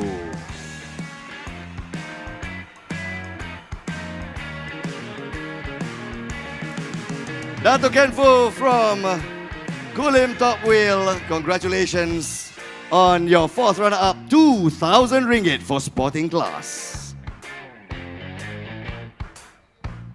Thank you very much. Introducing our... Thank you, dear winners. We'd like to invite you back to the holding area. And Sheikh Farid, Mr. Nikki, please remain on stage as we introduce the winners of Rookie Class. This is the class of 2023. 3 winners altogether, bringing home a trophy each. 2nd runner-up, 3rd place, goes to Nazmir Azlan. Well done. First time on the podium. And this man has just just by the skin of his teeth, made it to third place. It was a rough race. Pure simulation racer. And this time around, bagging his first trophy at Sepang International Circuit. Tahniah kita ucapkan. Dan kita terus kepada first runner-up kita untuk rookie class. Race 1. Tepukan untuk first timer juga, Elson Liu. Congratulations, Elson. Surely it must feel good. His first ever race at Toyota Gazoo Racing rookie class and already on the podium. Sign of better things to come. We shall be expecting more from Elson Liu. Let's see how he performs throughout the rounds.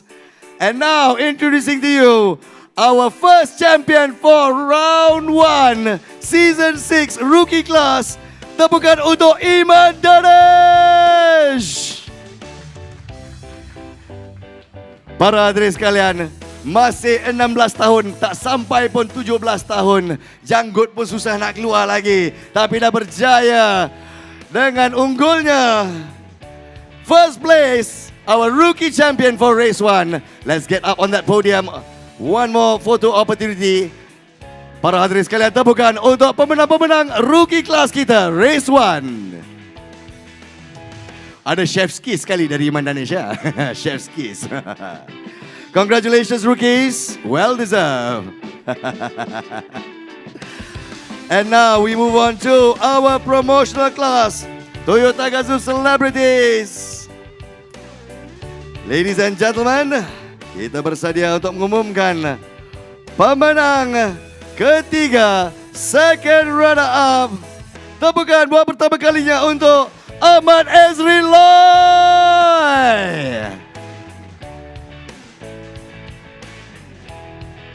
If you can't race fast, race smart. Itulah dia moto Ezrin Loy kita. Semestinya bangga dengan pencapaian race buat pertama kalinya sampai ke atas podium. Tepukan untuk Ezrin Loy. Inilah dia persaingan dari musim lepas hingga ke musim ini. Masih sengit. Tapi di tempat kedua, first runner up. Tepukan untuk Muhammad Syukri Yahya.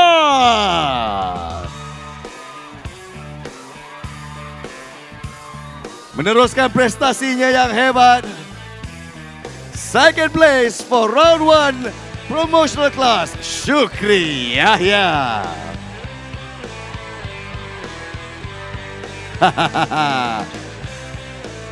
Dan kita menjemput pemenang promotional class race round 1 race 1.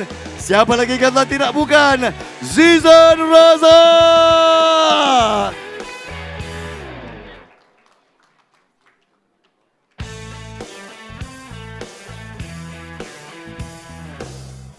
Well done Zizan. Dengan senyuman dia pura-pura malu tu. Saya faham. Ini pura-pura sebenarnya. Sebenarnya dalam hati tu, wow, amatlah bangga. A tight race, Mr. Niki, Encik Farid. Please take your positions. Itu dia pemenang-pemenang promotional class race 1 round 1.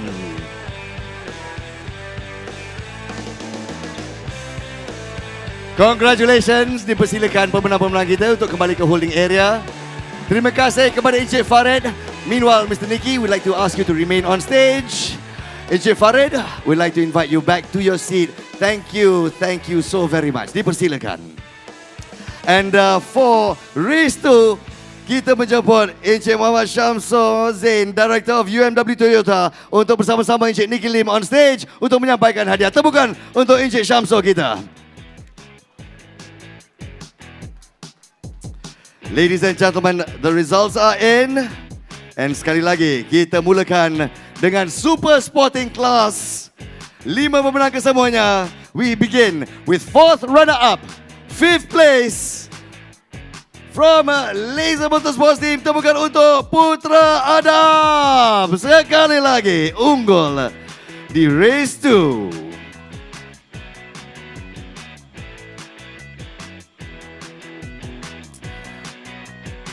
Kebanggaan racer Laser Motor Racing membawa pulang RM3,000.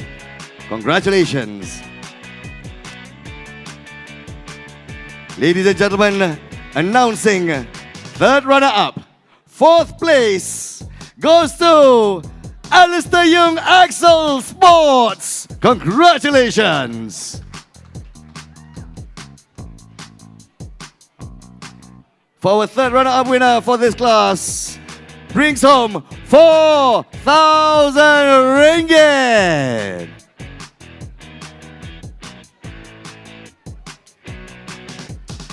Well done, Mr. Alistair Young. Now announcing third place, second runner-up from Prima Pearl. Tepukan untuk Prince of Dream kita, Tengku Jan Lei.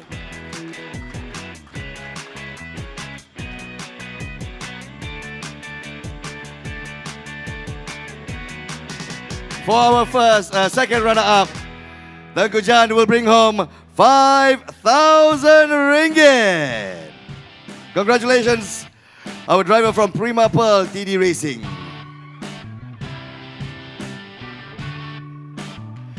Well done. We'd like to invite Tengku Jan on the podium. Meanwhile, wow, this driver has made it worth his while. Coming in second place, first runner-up, also from Axel Sports, Hayden Heikal.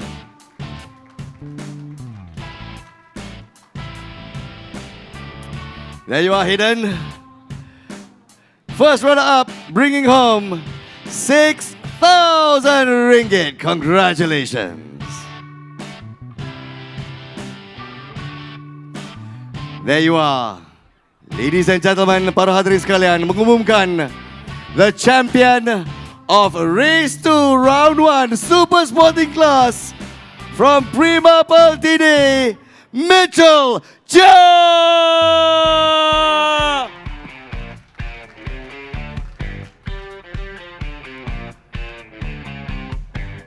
Well done, Mitchell, on your achievement.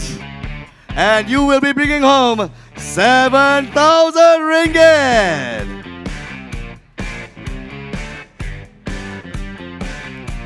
Very cool, Mr. Mitchell Chia. Please do step up to the podium. Dipersilakan didiv kehormatan untuk mengambil tempat masing-masing. Here's a group photo. Trophies up. Congratulations all winners of Super Sporting Class Race 2.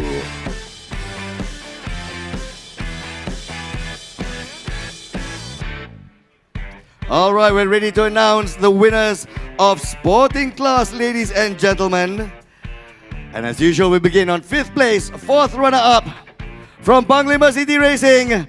Put your hands together for Mr. Kenneth Koh. Kenneth must be really happy making it to the podium for race 1 as well as race 2, bringing home double the prize money. And this time around, for 4th runner-up, 2,000 ringgit is up for grabs. Congratulations, Mr. Kenneth Koh. Ladies and gentlemen, in 4th place, 3rd runner-up, we'd like to introduce from Saksama Motorsports, please welcome Mr. Lau Seng Kiat. Congratulations.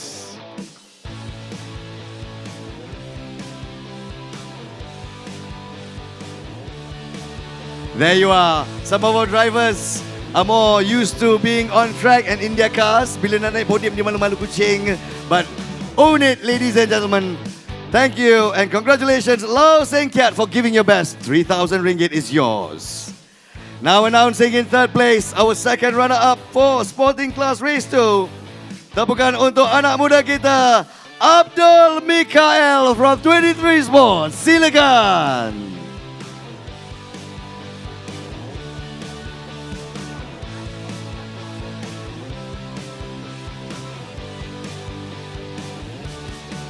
Tahniah adik Abdul Mikael kita, 17 tahun tapi berjaya membawa pulang 4,000 ringgit.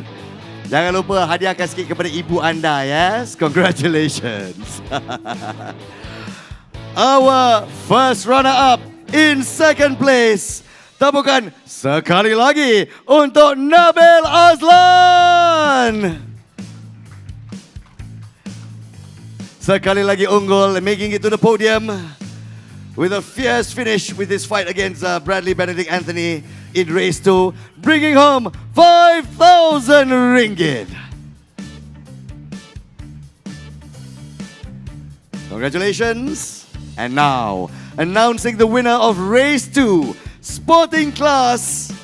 Tapukan untuk 21-year-old Bradley Benedict Anthony from Crestmax Motorsports.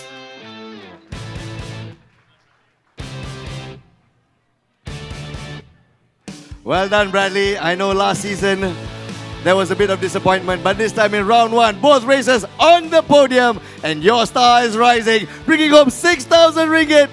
Para hadirin sekalian, inilah dia pemenang-pemenang Sporting Class Race 2 Round 1. Winners, lift up your checks. Tepukan buat pemenang-pemenang kita.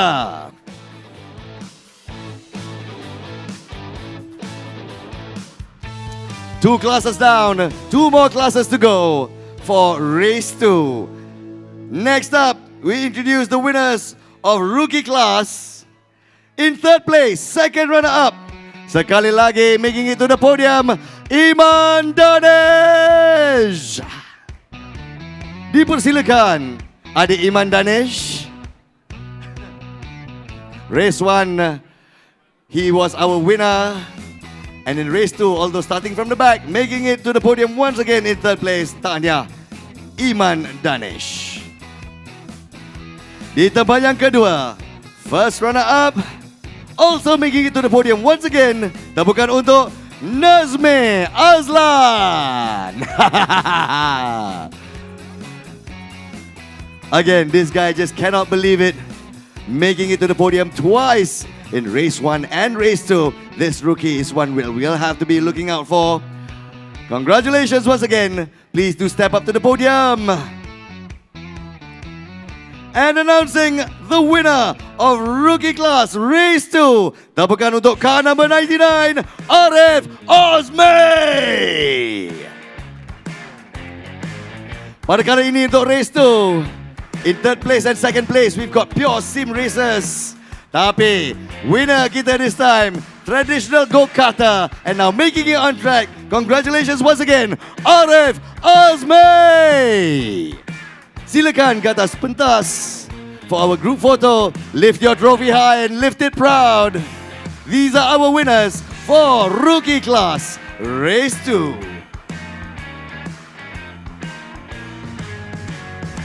Baiklah, congratulations. And now we move on to our final class, Promotional Class Race 2. Siapakah yang akan bakal naik ke atas podium?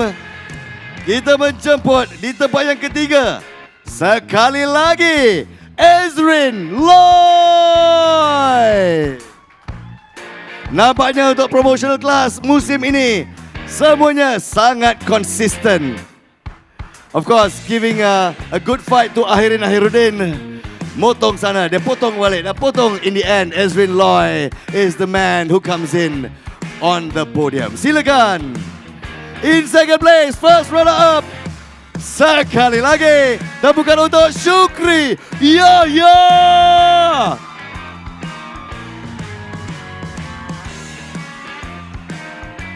Di atas pentas beliau tersenyum, tapi saya tahu perangai Syukri Yahya kita dalam hatinya.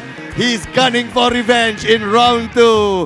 Jangan khawatir, Abang Syukri. You will get your revenge soon enough, insya-Allah. Sementara itu, there's one more thing left to do.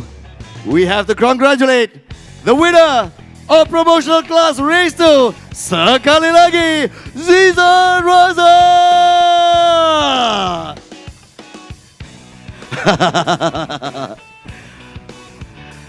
Itu dia pemenang-pemenang kita untuk all 4 classifications. Ziza Raza sekali lagi unggul untuk Promotional Class dan mengumpul mata, mengorak langkah, melangkah jauh dalam pusingan pertama ini. Tapi Syukri Yahya dan Ezrin Loy is eyeing your position. Kita nantikan bagaimana kesudahannya di round 2 nanti. Sementara itu, pemenang-pemenang Promotional Class, tepukan untuk mereka. Thank you very much to our winners. We'd also like to say thank you to Mr. Nicky Lim as well as Encik Shamso for giving out the prizes. Itu dia pemenang-pemenang kita untuk round 1. Thank you Cik Syamsul one more time. Terima kasih Cik Niki one more time. Itu dia tepukan untuk semua pemenang kita sekali lagi. Dan kini kita ingin mengucapkan terima kasih juga kepada anda penonton-penonton Toyota Gazoo fans yang setia bersama kita di Sepang. Jerit sikit. Dan tidak dilupakan anda para penonton di rumah yang juga setia menonton kita punya live stream tadi. Almost 5,000 views. Thank you so much for continuing to give support to our drivers. Perangsang anda adalah pembakar semangat mereka. Jadi di sini saya Nas Rahman ingin mengucapkan terima kasih kepada setiap para kru, semua tim yang telah bekerja bertukus lumus untuk menaikkan drivers-drivers mereka, kepada events team dan juga mereka yang berada di broadcast. Thank you very much for giving it your best. Inilah dia pusingan pertama musim yang ke-6. Macam mana? Seronok atau tidak? Jikalau anda terlepas aksi-aksi hebat sepanjang semalam dan juga hari ini, Race Day 1 dan Race Day 2, jangan lupa ke laman web rasmi Toyota dan juga laman web rasmi Toyota Gazoo Racing. Saya Nazrul Rahman ingin mengundurkan diri sebagai pengacara anda. InsyaAllah kita akan jumpa round 2 pusingan kedua musim yang ke-6 Toyota Gazoo Racing Festival. This is Vios Challenge and this is Gazoo Racing. Assalamualaikum dan selamat petang semua. Thank you.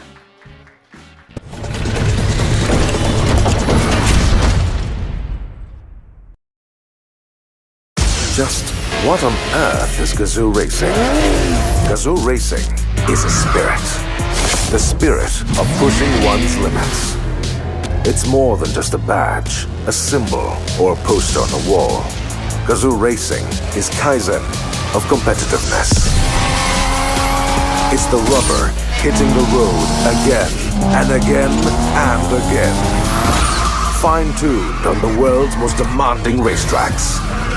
Powered not just by all forms of energy, but also by our passion to accelerate, exhilarate, elevate the Toyota mandate of making ever better cars.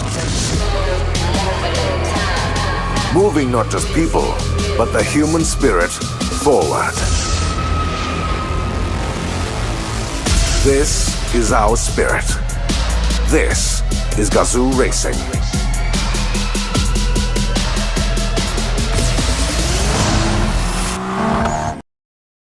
Toyota. Move your world. Ready, team. We have 5 and counting. If we don't make it, everything goes boom. Package on the move. Release the beast. ETA 1 Mike.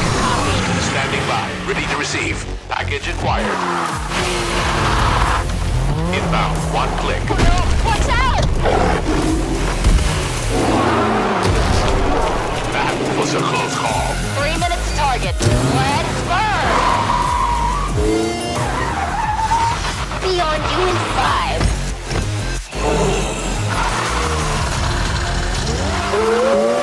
It's going to be too close. It's not over yet.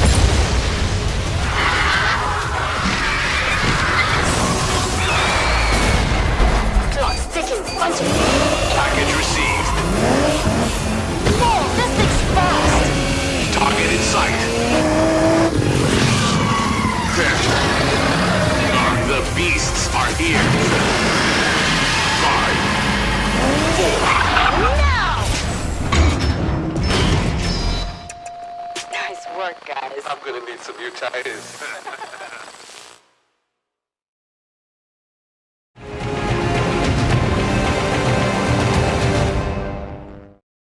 一言で言いますと家族的でプロフェッショナルなチーム。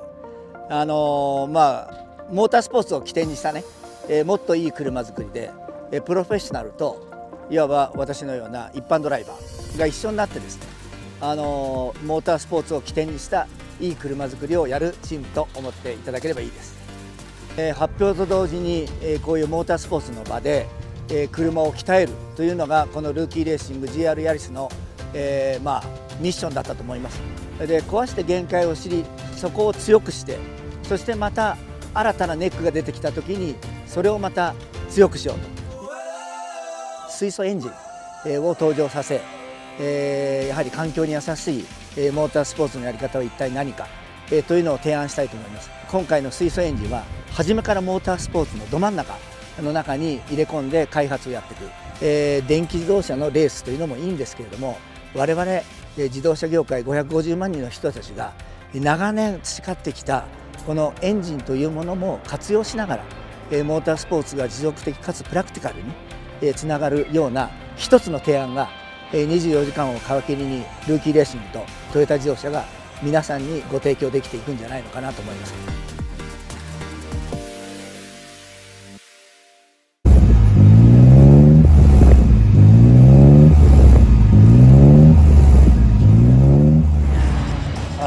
水素エンジンというのはガソリンに代わって水素をタンクに溜めて、それを燃料にしてガソリンのエンジンのようにエンジンでそれを燃やしてエネルギーを取り出して走っていくと。トヨタは水素といえば FCEV 未来を出してますから、水素でもう車って走ってるじゃんって思う人も多いと思うんです。未来はですね、同じように水素を燃料エネルギーにしてるんですけど、水素を使って発電してるんですね。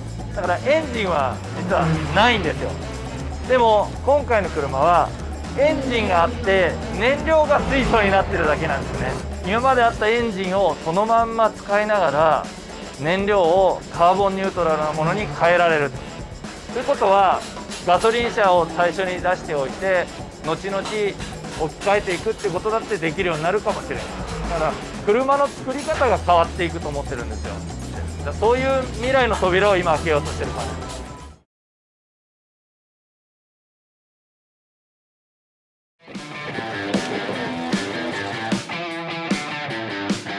す。水素ってこうエコーっていうイメージがやっぱあるんで、見せた方がいいかもしれない。見せた方がいいかもしれない。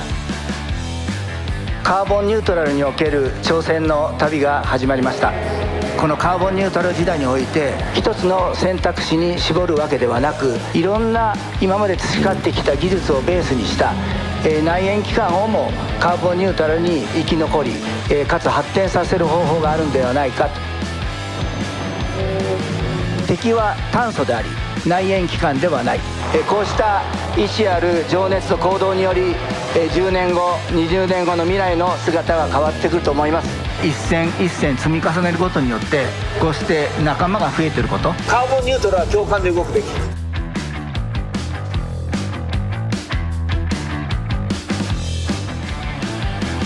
ろんな方々がいろんな思いを持ってここに賛同してくれてます。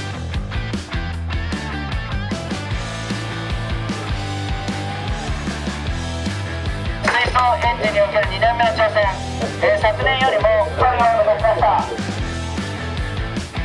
余分に走った分だけ我々水素社会の未来に我々の情熱と行動でつなぐりたいと思います。ワンチームジャンプ。